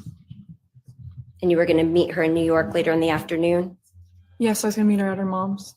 After you picked the kids up from school? Yes. That Friday, they had a half day? They had a half day. Because of the Memorial Day weekend? I think so. I don't really know. And you went to the house before you picked up the kids? Yes. I think you testified that you went in through the garage? Yes. Through the middle bay of the garage? Yes. Do you remember when you got there that there are 3 garage bays? Yep. All 3 of them are closed? Yes. And you remember that? Yes. And you used the keypad to get in Yes. that morning? And that keypad is only for the middle bay? Yes. All right. And when you opened it, you saw that the Range Rover was parked in the middle bay? Yes. And that was not what you were expecting? Yes. Because you had expected that Jennifer was going to take the Suburban? No, she was going to take the Range Rover and the Suburban was going to be left. Okay, so you saw the Range Rover there and that wasn't what you expected because you expected that that would have been gone by that time of the day? Yes.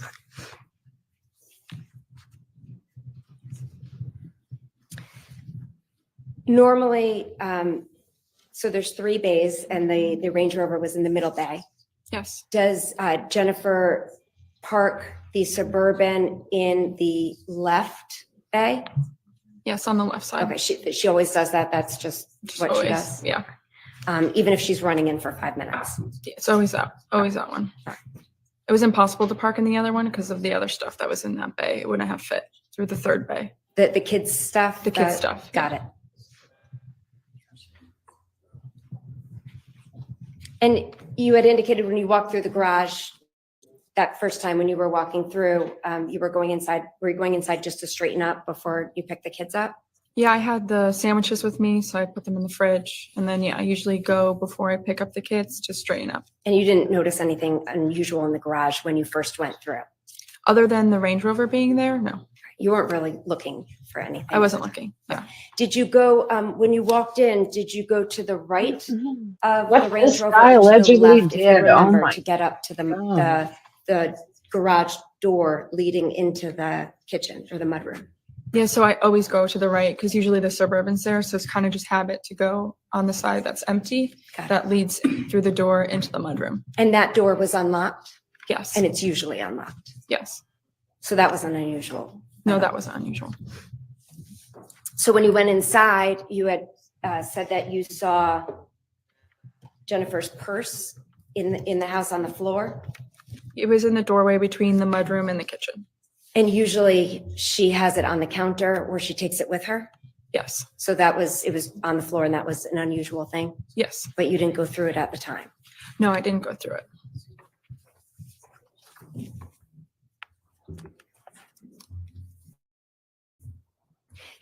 Did Jennifer usually bring her purse with her when she was traveling? Traveling like to New York? Traveling Just in anywhere? general? Yeah. It depended. Like she would take her wallet and phone sometimes. Just she would leave her bag somewhere else. It just wouldn't really be on the floor. So that was unusual.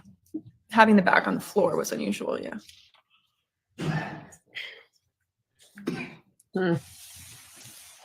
And you saw when you walked in, there was an uneaten granola bar on the counter? Yeah, it was like still in its packaging. Right, you put that away? Yes. And then there was a mug of tea? Yes. And it was full? Yep. You washed that mug? Yep. The tea wasn't hot. It was semi-warm. It was semi-warm. And about what time was that? Like close to 11.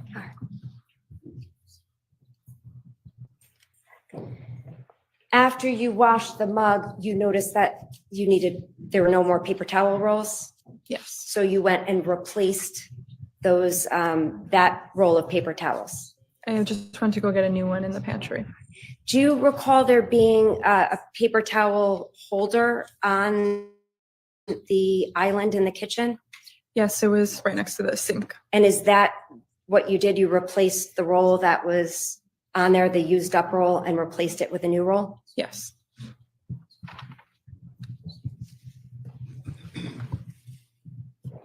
And then you left to pick up the kids? Yes. You went back through the garage? Yeah, I went through the mudroom, out the middle bay, closed the door, and got in my car to get the other kids. And then you picked up 4 of the kids? Yep. And brought them back? I brought the 4 back to the house. The 4 kids, you went back through the garage? Yes, we always went through the garage. When you left to pick the kids up, did you shut the garage door? Yes. And then you entered the keypad? Yes. And you went back in? Yes. Do you recall if the 4 children went to the right of the Range Rover and walked into the house that way with you? I don't recall. I don't But remember. all 5 of you from school went back into the house? Yes. And there was nothing unusual at that point in the garage? No, we just went right into the mudroom. And again, you weren't looking for anything at that point? Yeah, that's correct.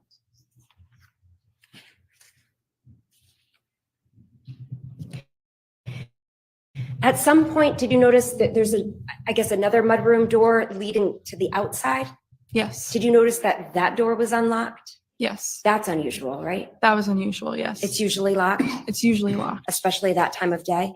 Yes. The only time it was unlocked was when the kids were playing outside because it was right directly towards the backyard. But other than that, that door was always locked.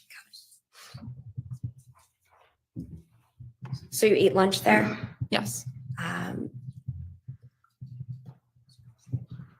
And then you brought the kids to New York? Yes. Everybody went back through the garage? Yep. So it was the 5 of you went? Yeah, myself and 4 of the kids. And then did you shut the garage door when you left? Yes.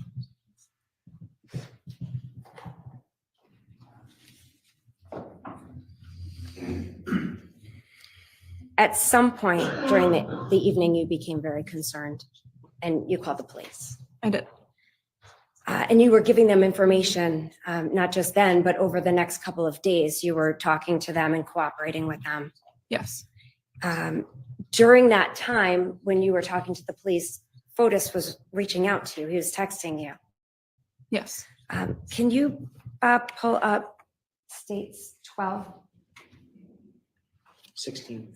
16?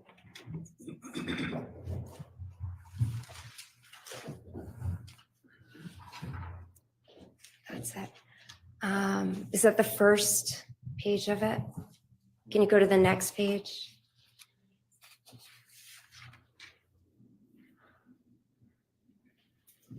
That's not what it is. I think it's, may I have one moment, please?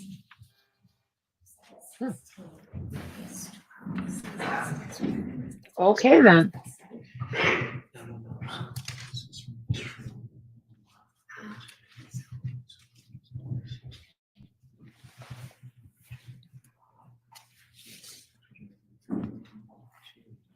Okay. So it will be 2 within that disc. These are your communications with Fotis, right? Yes. He was reaching out to you while you were talking to the police. Yes. And is this the first time he communicated with you? I can't see on top what time it says. No, I had a phone call with him before that. Okay. Bob, can you scroll down? Keep scrolling. Keep scrolling. Maybe the next page. Okay.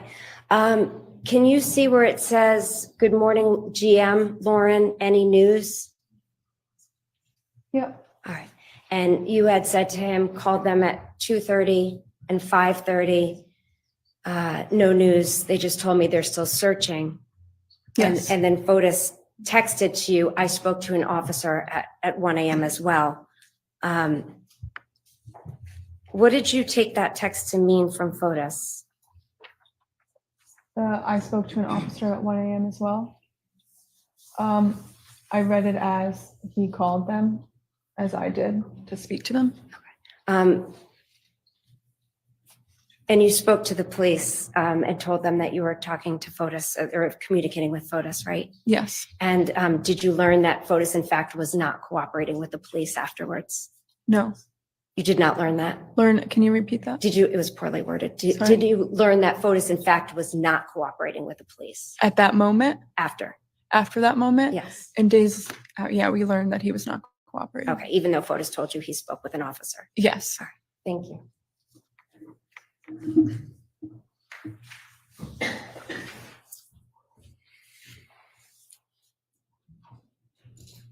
He was also texting you on Sunday because it sounds like he was asking you how things were doing. Yes. And he actually showed up in New York. He did. He drove down in his car. Yeah, he drove, I believe, in his Suburban. And that was where the children were staying? Yes. You were there? I was there. And it was an apartment? Yes. There's a bellman downstairs? Yep. Did he demand to see the children? Yes. Saying they were abducted? Yes.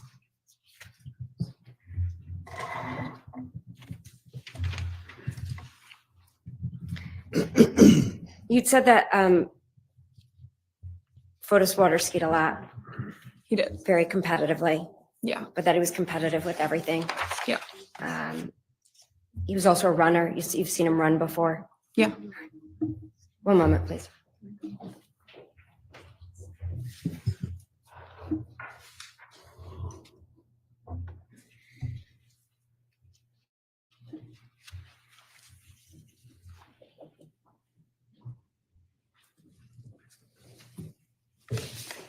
I don't have any other questions. Thank you.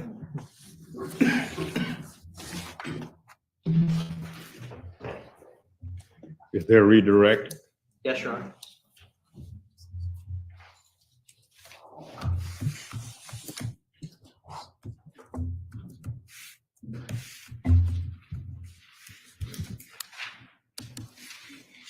Good afternoon. Good afternoon. Ms. Almeida, you were asked some questions on cross-examination regarding Mr. Dulos' travels. Do you recall those? Yes. And I believe you were asked whether or not you understood what he was away for, whether it was vacation or business. Do you recall that question? Yes.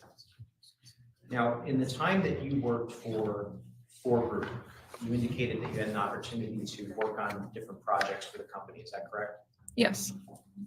What states did Group develop houses in? Connecticut, and I knew that they built a house in Rhode Island. A singular house in Rhode Island. Yes.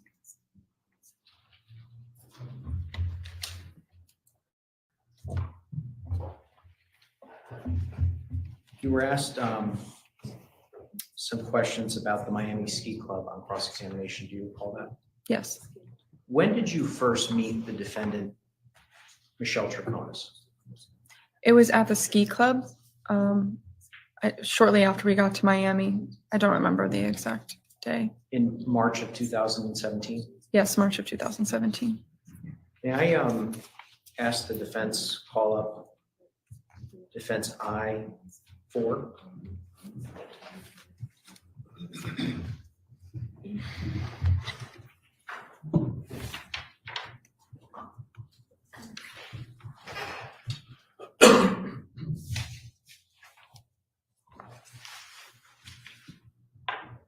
Apologize, I should have given you the heads up. Ms. Almeida, do you recall being asked on cross-examination whether or not you took that photograph? Yes.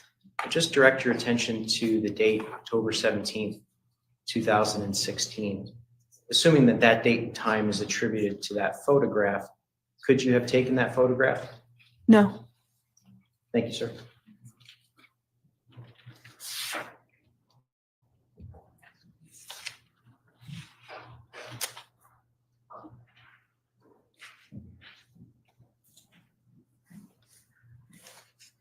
You were asked on cross-examination whether or not the defendant had moved to Vail, Colorado. Do you recall that question? Yes. Where did the defendant move? Farmington, Connecticut. Where in Farmington, Connecticut did the defendant move? 4 Jefferson Crossing. How long after Jennifer moved out of the house did the defendant move into 4 Jefferson Crossing? From what I was aware, a few months after. Grounds, Basis of knowledge. so foundation. Well, counsel. Well, I think it's fair follow-up to the cross-examination, Judge. Well, the response, as the court understood the response, is from what she understands. And so court does not know the fount of that understanding. And so the court is going to sustain the objection.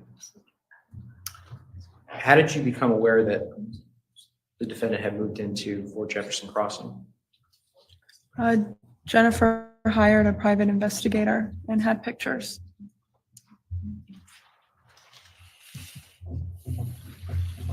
And when was that? I don't know the exact time. Approximately. It was like a few months, maybe up to 6 months after the divorce started.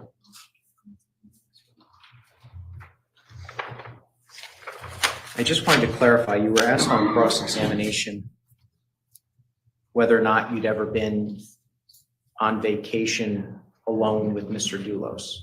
Do you recall that question? Yes, Have you ever been on vacation alone with Mr. Dulos? with the kids, never myself and Fotis. Right, and that's what I'm getting at. There were never just the two of you, No. correct?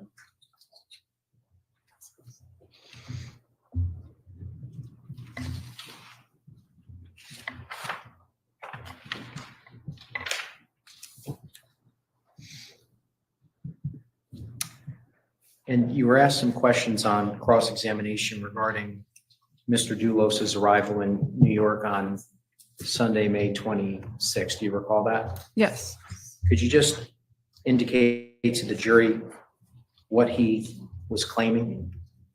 He was claiming that we kidnapped his kids and that he was demanding the bellman to let him up to get his kids, which we already instructed the bellman not to let him up because at that point in time, he didn't have custody of the kids.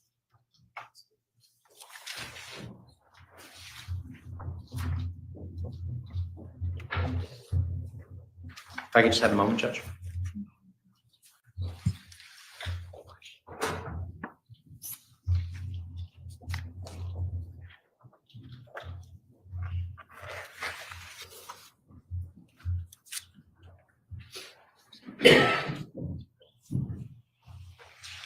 I'm sorry, if I could just have one moment. Yes.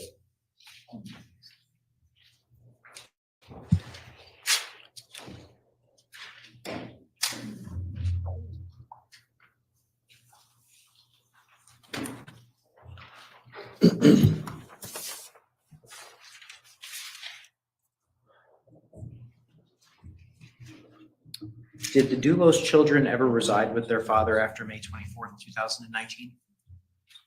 No.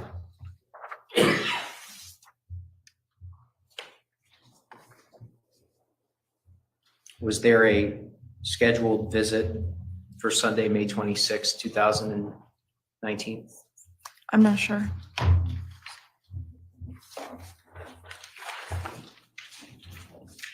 Thank you. Nothing One further. moment, please, Your Honor.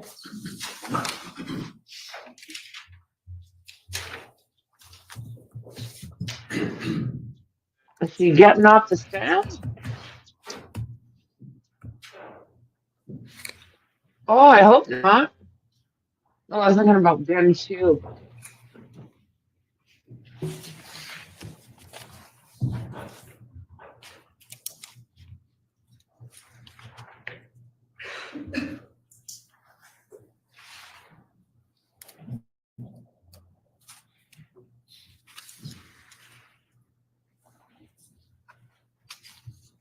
What a disgusting position to be put in.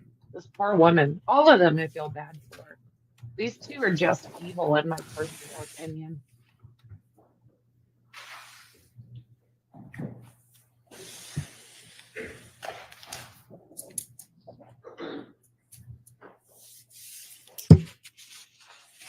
I have no further questions. Thank you.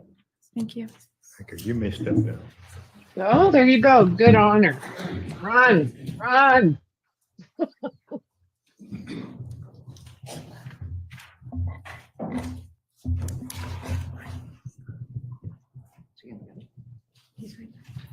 Who next, people? Who next? Gracias. Does the state intend to call another witness? Yes, Judge. Just before we do, may we approach with a brief sidebar? Yes. Good God, here we go. Find my directive. Who's going to be the next witness? Yeah, me too. Me too. I don't like the pants.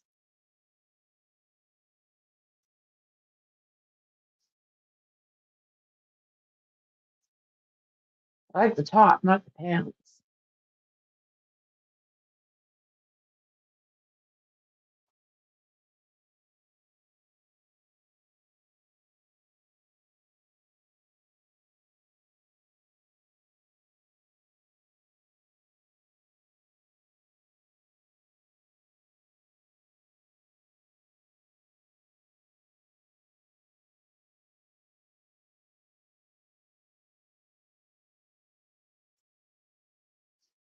Da da da da da da da da. Hey, hey, hey. Goodbye.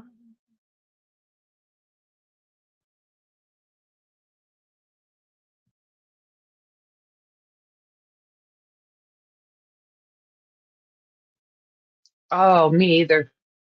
Yeah, it's a very rare occasion. Right? Judge John Judge. Don't judge Judge John Judge. Okay, that's their audio. Not us.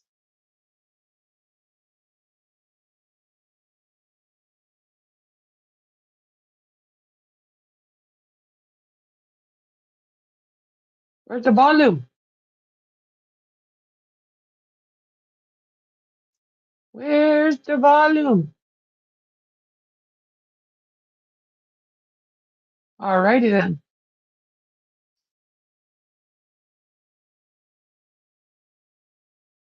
Houston, we have a Out in problem. patrol, There we go. where I worked various shifts. From there, I was a member of the special response team for about 10 years. And then in about 2016, I was assigned to the investigation section. I think so. And when you say special response team, what's that? Special weapons and tactics. It's a team that's comprised for various events that could occur, barricade subjects. You receive special training in tactics and weapons use. And the investigations division, what type of cases do you work on? Investigations handles any involves investigation, burglaries, bank robberies, Ditto, death my investigations, any investigation that will be of like a prolonged time that patrol typically wouldn't have the time to handle. It will get assigned to the investigation section. And how long had you been working in investigations prior to May 24th, 2019? I was assigned in October of 2016. Were you working on May 24th, 2019? I was. And specifically the evening hours, I'll just call your attention to approximately 7 or 8 o'clock in the evening. Were you working a normal shift at that time? I was not working my normal shift. Okay, so I guess I'll ask the question, how did you end up becoming involved in this case? Yes, so I had worked my normal shift, which was 8 a.m. to 4 p.m. during the Friday, and I was the on-call investigator. So I was contacted by Lieutenant Ogrins at about 8 p.m. that evening in regards to a missing persons report. Good eye. And were you initially, on behalf of the New Canaan Police Department, I guess, the lead investigator? Initially, yes. So when you received They all have the that call from the lieutenant, what was hot the next step haircut. that you took? Lieutenant Ogrins contacted me initially to request if I could do a search of our license plate readers. I had access to that at the time to search for the license plate of the missing person's vehicle. So I started to do that and then was contacted a short time later to report that they had located the vehicle on Lapham Road, and then they requested my assistance. And who was the missing person? Jennifer Dulos. Maybe we'll hear a bit about that SUV now. After learning that the vehicle had been located on Lapham Road, what did you do next? I then responded to police headquarters, obtained my gear, and then went to where the vehicle was located on Lapham Road. Prior to responding to Lapham Road from police headquarters, did you request any assistance from any other detectives? Yes, I requested assistance from Detective Sergeant Romano, who was newly assigned to the Detective Bureau. And part of the training process was he would get called out along with any of the on-call investigators. So I had called Detective Sergeant Romano to come in to assist. And did he respond to Lapham Road separately from you, or together? Yes, he did. When you arrived at Lapham Road, what did you see? I met with Officer Blank, and there was Jennifer's black Chevy Suburban that was parked on the side of the road. And at the time of your arrival on Lapham Road, was there an active search of Waveney Park going on? Yes, at that point, a canine from Wilton had been there to do an initial search of the area. And Waveney Park, what type of park is that?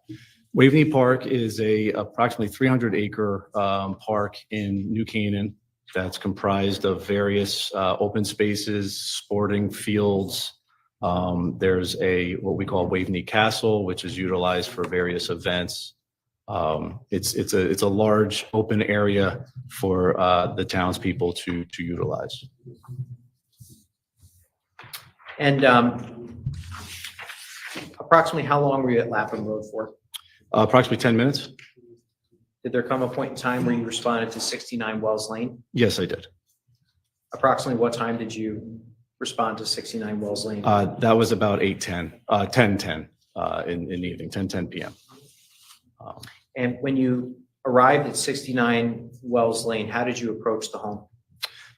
So I was informed by Lieutenant Latorette of some suspected blood that they had observed on a vehicle in the garage. So I met with Lieutenant Latorette at 69 Wells in the driveway. And you're referring to him as Lieutenant Latorette. In fact, he was a sergeant at the time, correct? That is correct, yes. I apologize. Other than Lieutenant Latorette and Sergeant Latorette, was anyone else present at 69 Wells? At that time, no. What did you do once you arrived? Sergeant Latorette at the time, he had directed me into the garage. There's a 3-bay garage with a vehicle in the center bay, and he pointed out the what he had observed to be possible blood evidence on the vehicle. And did you observe it as well? I did. Could you describe it for the jury? So I had brought with me a large lantern spotlight, and when I utilized that to light up, to illuminate the side of the vehicle, you could see signs of wiping like a car that had been dirty but then had been wiped. As we walked around, noticed droplets of a red color on the side and on the front. Attorney McGinnis, just for clarity, could you inquire as to which vehicle this was? about? Sorry. Yes, sir. Which vehicle are we referring to? There was a Land Rover that was parked in the center bay of the 69 Wells garage. After observing the blood-like objects and the car, the vehicle, what did you do next? So we continued to walk around the interior of the garage where we located some more blood, suspected blood evidence. And it was at that point then that we stepped out of the garage and made the decision to secure the home. Where did you see the additional blood evidence? As we walked around Object to the word blood, I think it's suspected. Thank you. Well, there's an objection sustained. Where did you see the additional blood-like evidence? There was a what appeared to be a partial shoe impression on the concrete floor. There were 2 garbage cans inside the garage that upon further inspection, the left-hand portion of the lid had suspected blood on that. Those blood droplets had a texture to them that was consistent to a texture that you would see on a kitchen rubber glove. There was a suspected blood droplet on the driver's side rear of the Land Rover. And then some areas on the concrete floor that appeared to have been blood evidence, suspected blood evidence that had been wiped up, cleaned up. You mentioned the garbage can, I believe. Yes. Did you ever open either of those? I did. I opened up both garbage cans and did a cursory look on the inside, and there were white, typical household garbage garbage bags that were in either one. Now, after your observations, was the decision made to apply for a search warrant? Yes. At that point, we stepped out, we secured, we consulted with our supervisors at the time. And I had made the decision that the Connecticut State Police Major Crime should be contacted for us to assist in processing the scene. And the state police, they will routinely assist police departments like New Canaan with processing crime scenes if requested, correct? That is correct. They have the resources, the manpower, and the knowledge and experience to do that. And in New Canaan, you all work with the Western District, is that correct? That's correct. Now, as you were awaiting state police arrival, where were you? We were in the driveway. Was anyone allowed in the home? No. Approximately what time did the state police arrive? Approximately between, I would say, the hours of 1 a.m. to 2:30 a.m.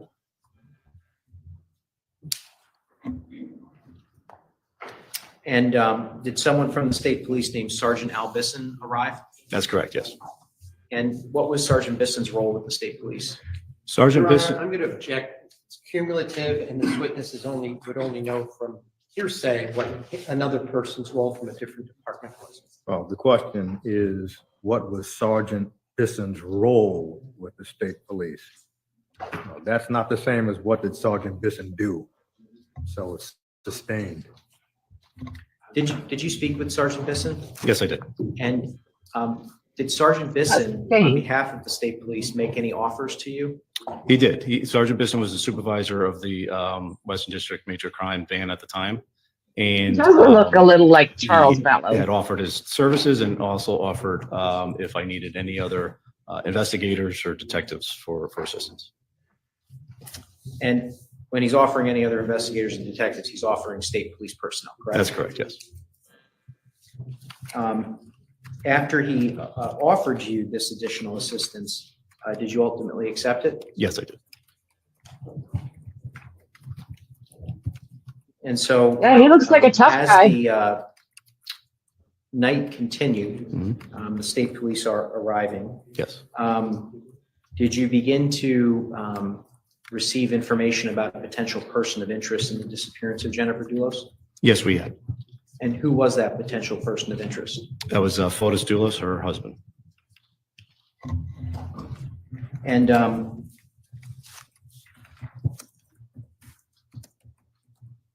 who informed you of this information? That was from the initial initial officers that had taken the missing person's complaint, Officer Kelly Coughlin. And was Officer Coughlin working dispatch that night? That's correct, yes. Meaning that she's actually receiving 911 calls and things of that nature? Yes.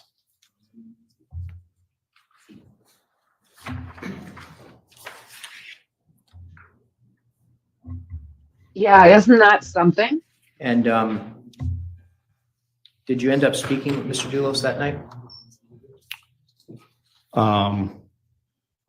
Not that evening. I spoke with Mr. Dulos the following morning. Sergeant Ferenga had spoken with Fotis Dulos that evening. Now, I want to direct your attention to the following morning. Was there a command post set up at the New Canaan Police Department? Yes, there was. And what floor of the New Canaan Police Department was that located on? The second floor in the investigations office. And who was present at the command post in the early morning hours of May 25th?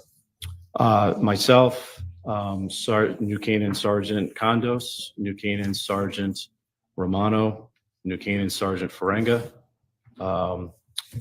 Sergeant Al Bisson, Connecticut State Police.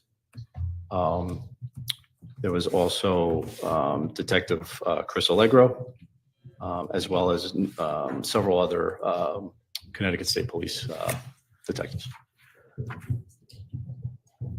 And Detective Allegro, what unit of the state police was he with? Western District.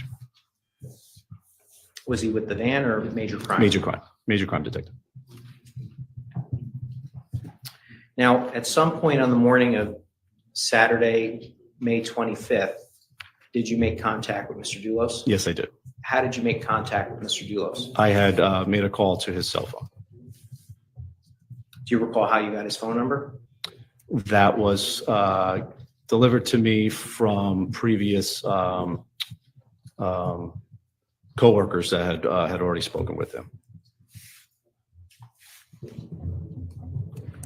And did you make any requests of Mr. Dulos during that call? I had asked if he'd be willing to come down to the New Canaan Police Department to speak. And did he agree to do so? Yes, he did. Did the two of you agree on a time? Not a specific time. Fotis had stated that he was in a meeting and that it would take him approximately an hour and a half to travel from Farmington to New Canaan. And from the moment that you were speaking to him, what would have been an hour and a half? So that was at approximately 9:30 a.m. in the morning. So 11. he would have arrived at approximately 11 had he left. Had he left at that time, yes.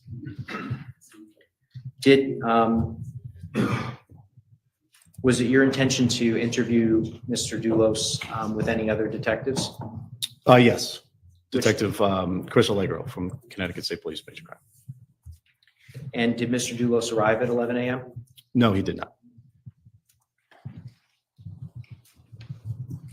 I want to Go direct figure. your attention now Go to figure. approximately 12:30. Were you contacted by anyone on Mr. Dulos's behalf? Yes, so at approximately 12:30, I had noticed that I had a missed call on my work telephone. And then I had also received an email from an attorney associated with photos. And what was the attorney's name? Jacob Prytanker. Prytranker. And were arrangements made with Mr. Prytranker for Mr. Dulos and he to come to the police department? Yes. Chris Watt. And did he indicate that he'd be accompanying Mr. Dulos? Yes, he did. Was there an agreed upon time that they would arrive? Just that they would be down possibly around 2:30 p.m. Now, I want to direct your attention now to approximately 2:40 in the afternoon. Did you receive any notifications from the New Canaan Police Department front desk? I would have to. Yes, so the dispatcher at the time had called my desk to inform me that there were two persons in the lobby that were looking for me. I was raised by one of those. Did you go to the lobby? About a mile Yes, I did. away. Who, if anyone, did you go to the lobby with? With Detective Allegro. And when you entered the lobby, who did you see? Photos Dulos. Could you describe Mr. Dulos' physical appearance for the jury? Yes, he was dressed dark colored pants, shirt,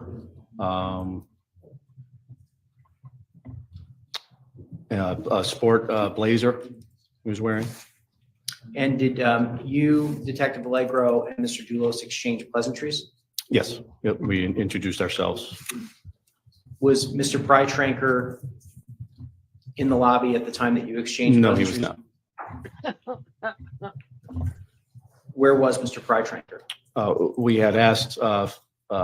Dulos if his attorney was with him, and he had motioned to outside of the police department, and there was an individual outside pacing back and forth on a cell phone, and he had motioned that was his attorney.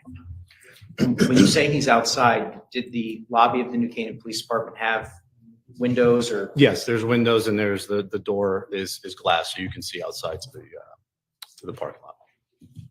And how is Mr. Prytranker dressed? Professional suit. Now, did Mr. Dulos offer to go get Mr. Prytranker? So he stepped outside to go get him, and he returned back into the lobby again without the attorney. And was there any conversation at that point about the police department being a secure area? So I had informed Mr. Dulos that we would be going to sit down to talk is in a secured area, and that I would just need to ensure that he didn't have any weapons or anything on him. To which at that point, he removed his wallet and keys and started to search for his phone. And as he was searching for his phone, did he say anything? Just he was initially looking for his phone, didn't know where it was. Now, after Mr. Okay, Dulos was then. looking for his phone, did Mr. Prytranker enter the lobby? Yes, he did. And what happened next? As he entered the lobby, Mr. Dulos had seen that he was holding his phone, and he goes, "Oh, there's my phone." And Attorney Prytranker had handed it over to Mr. Dulos. And this occurred in your presence? Yes, it did. What happened next? At that point, Attorney Prytranker had informed us that Mr. Dulos would not be meeting with us at that point. Oh, And so, that's not sus at after all. Mr. Prytranker indicated that Mr. Dulos would not be meeting with you, what happened next? As Mr. Dulos was going to put his phone into his blazer, Detective Allegro asked Mr. Dulos if he could see his phone. And did Mr. Dulos give Mr. or Detective Allegro his phone? Yes, he did. huh? What happened next? At that point, Detective Allegro observed that the phone was secured, was locked with the numerical code, and he asked Mr. Dulos for his passcode. And did Mr. Dulos provide the passcode? Yes, he did. Did How many Detective phones Allegro did he have? use the passcode to get into the phone? Yes, he did. And after he used the passcode to get into the phone, what did he do next? He then placed it into airplane mode and informed that the phone was being seized. Now, in your experience as a detective, are cell phones sometimes seized in criminal cases? Yes. Objection. Well, in your experience as a detective, are cell phones sometimes seized? Well, that question. Why? What? That's a big no-no. To use a colloquial phrase, is loaded. Sustained. What types of evidence from an investigative perspective can be found on cell phones? Location data, phone calls, text messages, emails, pictures. I think so, Dandy. And when you say location data, what do you mean by that?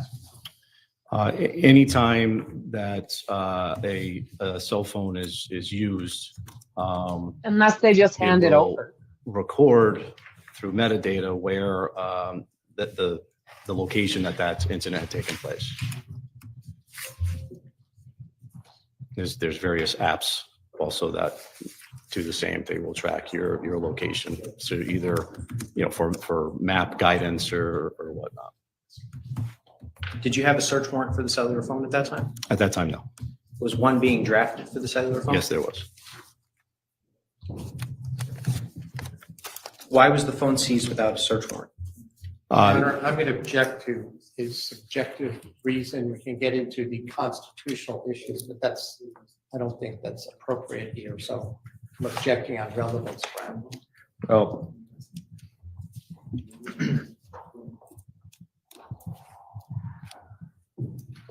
the short answer is going to be so that we could try to find what we want to try to find.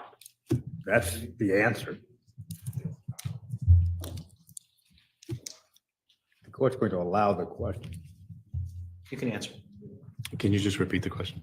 I can try. Why was the cell phone seized without a search warrant? To prevent the loss of any possible evidence that was on the phone. And I think if they hand it over, After Detective good. Allegro indicated that the cell phone was seized, did Attorney Prytranker say anything? Yes. What did he say? He had stated, why are you taking the phone, on what grounds, and asked if we had a search warrant. And did Detective Allegro explain to him why the phone was being seized? Yes.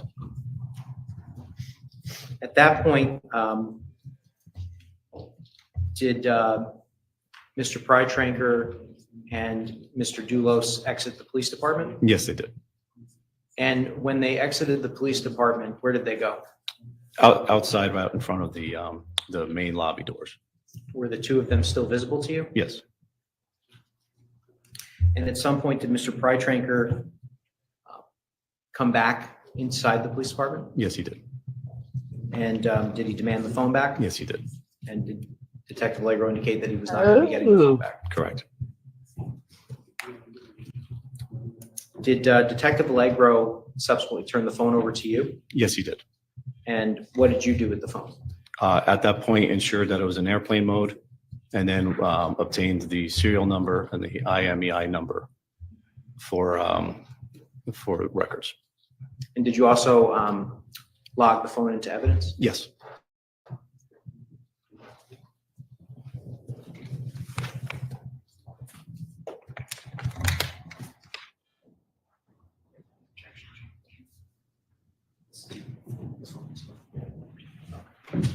Now I have this marked for, I believe it could be a full exhibit.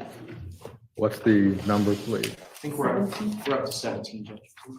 State 17, admitted, no objection, full exhibit.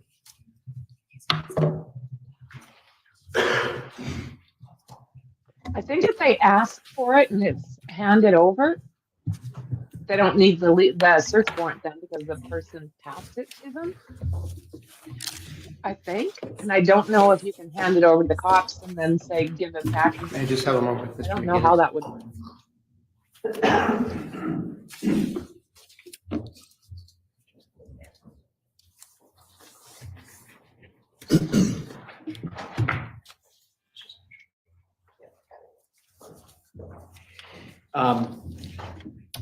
Detective Patton, I've handed you what's been entered into evidence as I State's think Exhibit so. 17. Do you recognize State's Exhibit 17? Yes, I do. What is State's Exhibit 17? This is the cell phone that was seized from Mr. Dulos in the lobby of New Canaan Police Department. And I'm just going to ask if you could just please take the cell phone out and hold it up for the jury.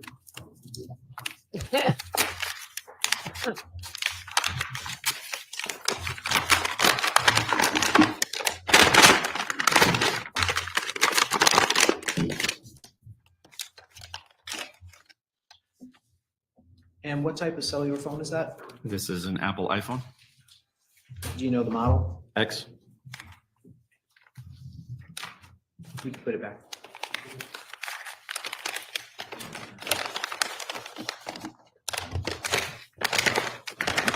Or just tell them that they need a search warrant. And You is can this say the, no. Cellular phone that And then was they have to taken get a off search warrant. Mr. Dulos. If they ask for it and they give it to you, and he gives it to you, well, there you go.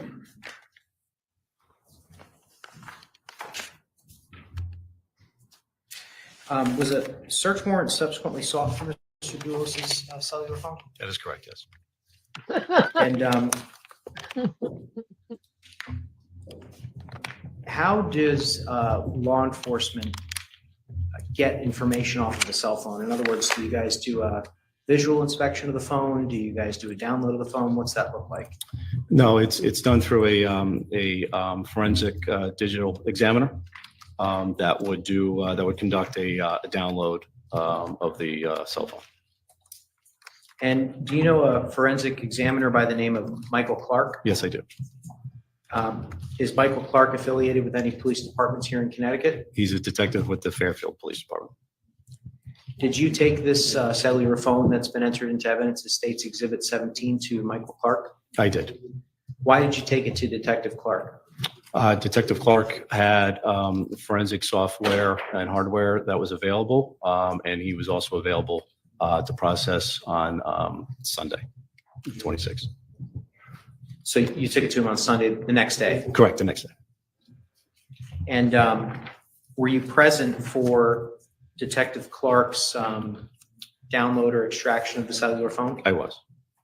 And as the phone was being downloaded, were you able to see some of the information that was being downloaded? So yes, after the extraction was complete and was uploaded into the software that then parses the data so that you can see the data, you were then able to begin to look at some of the data that was being parsed. And I want to direct your attention now specifically to location data. Was there location data that was parsed that you were able to view? That's correct, yes. And can you just explain to the jury the location data that you observed that was of interest to you? So I'm going to object. There's going to be, I assume, information concerning that. This is not only hearsay, but it's violation of the best evidence rule to have him testify as to what he saw on an extraction from the phone. Well,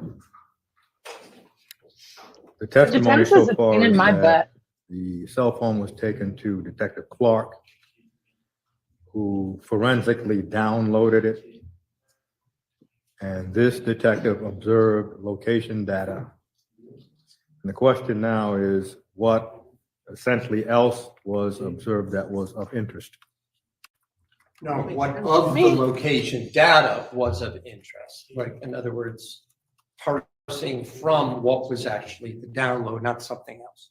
Well, there has to be a foundation that Detective Patton can read extracted data from a cell phone. it's not written out in narrative paragraph form, so there has to be a foundation for that. Detective Patton, So the objection as it is sustained. yes, Judge. Detective Patton, when you are, when a phone is being downloaded, can you I just think so, explain too. to the members of the jury what the data looks like? So when it's parsed into the software, it's grouped into categories so that you can easily I like search, such as pictures will be grouped into the picture category, location data will be grouped into location data, text messages will be grouped into text messages. So you can easily navigate through the information that was retrieved from the phone. And what software allows that to be done? This was Celebrite. And Celebrite is a software company that has created a mechanism to download cellular phones. Correct. And so when you were reviewing the location data, what type of data were you looking at? We were focused on the date of interest is when Jennifer Dulos was reported missing. How does the location data come up on the cellular phone? What is it? It's sorted by date and time.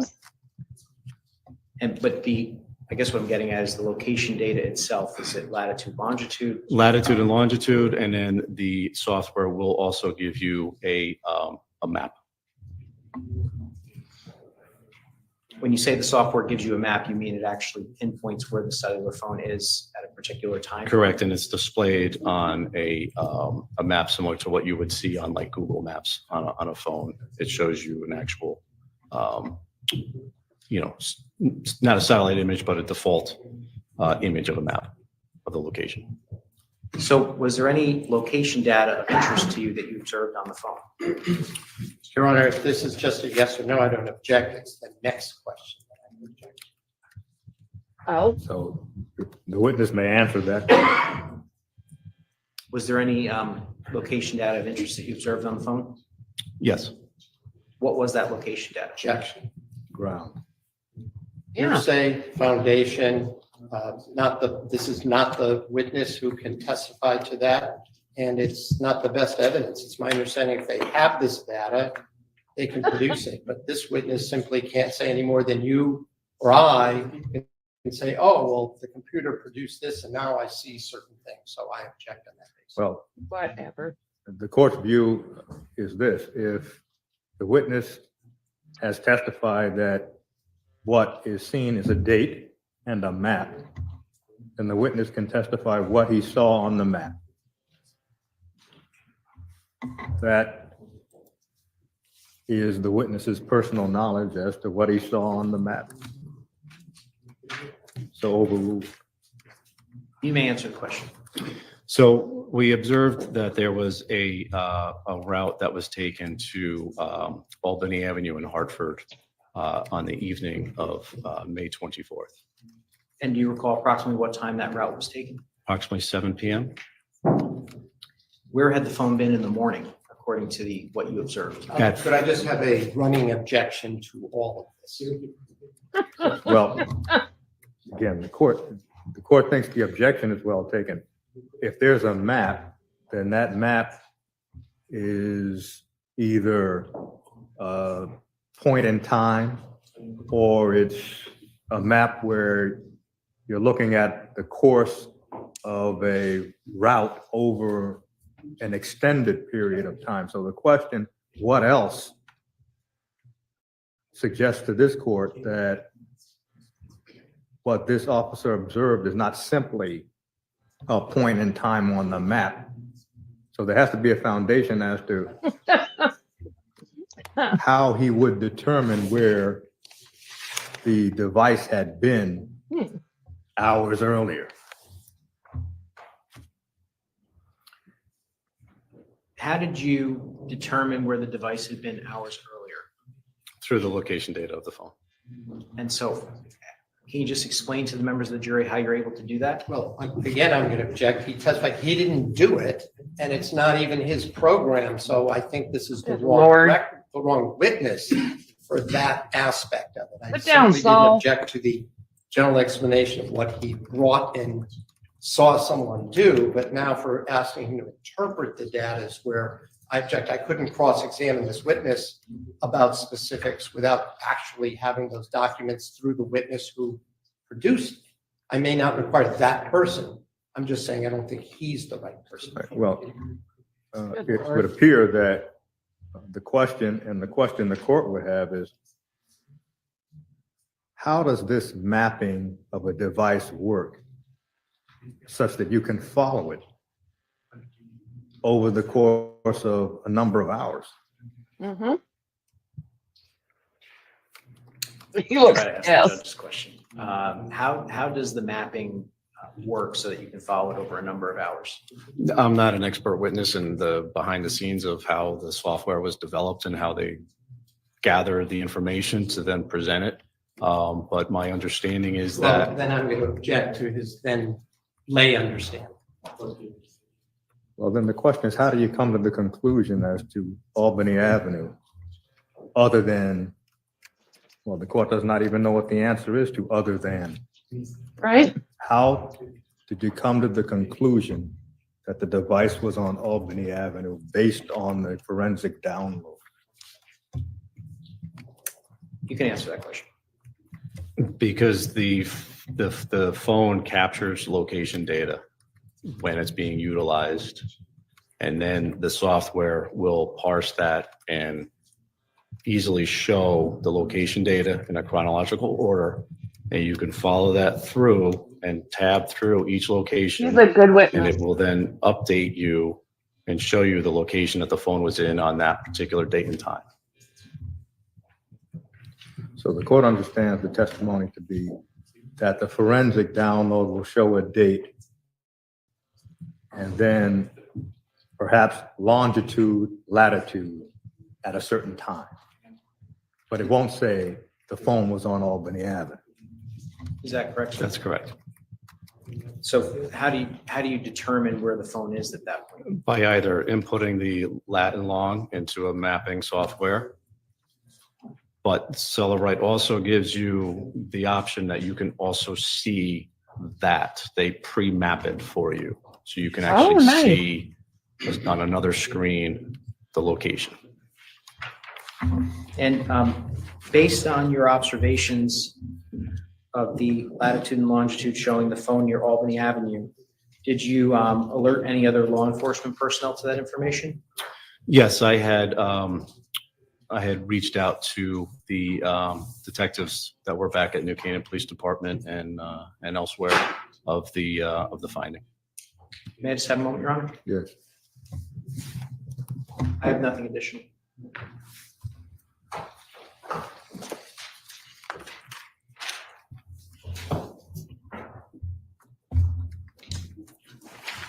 Oh, boy.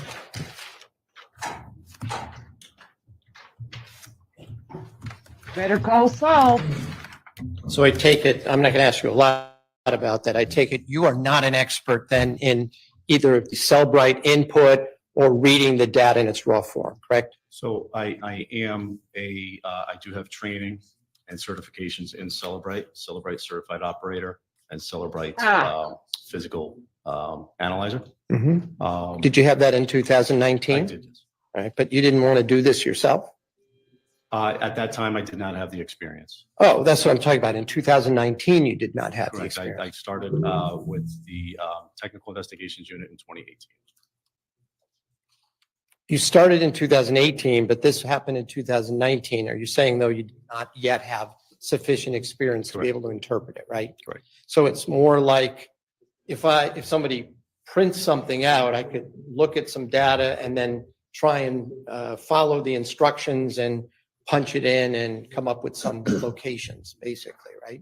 You're not coming up with the locations. The software does The that. software does it. Okay, fair enough. So let me move away from that for a moment. I'm going to ask you about your earlier testimony.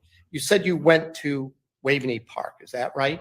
Lapham Road near Waveney Park. On Lapham Road, adjacent to Waveney Park, correct? And you said something about seeing Officer Blank there, right? Yes.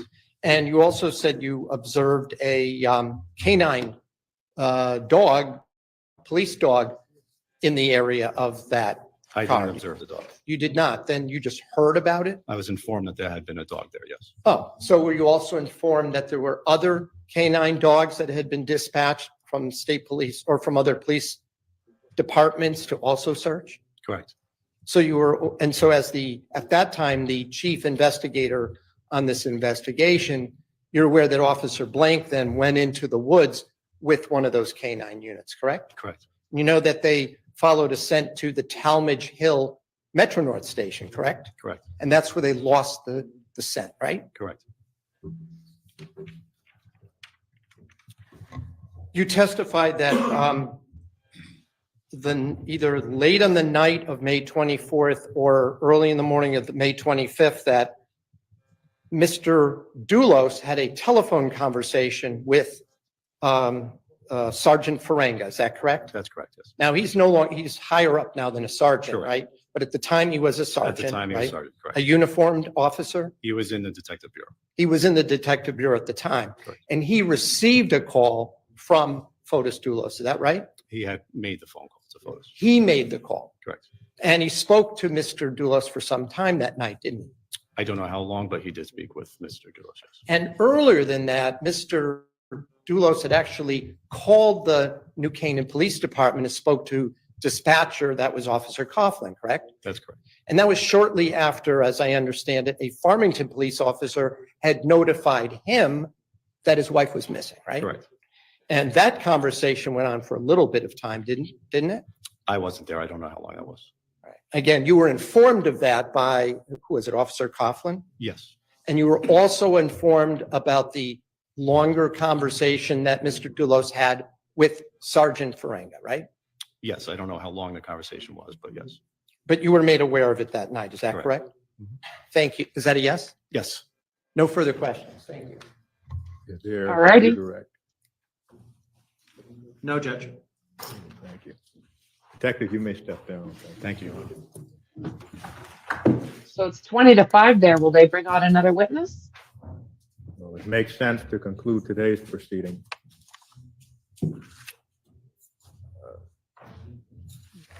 Attorney Manning, Attorney McGinnis, do you have the court is not asking who, but do you have your lineup ready for tomorrow? Yes, Judge. Could we have a quick sidebar about scheduling? Right. Well, the court remembers what we discussed. So, Yeah. I wanted to make sure that, so jury was aware. okay. We'll Good inform Lord. the jury tomorrow. Okay. Ladies and gentlemen, that concludes today's proceeding. Thank you for your attention. We ask that you be ready tomorrow at 10 o'clock. Please do not discuss the case.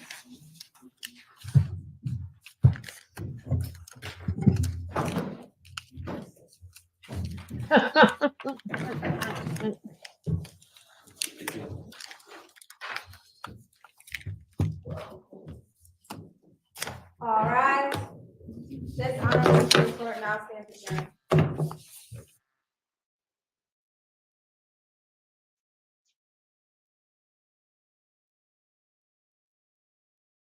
So guys, I am going to wait until my furniture gets here before I start our Karen Reed stream.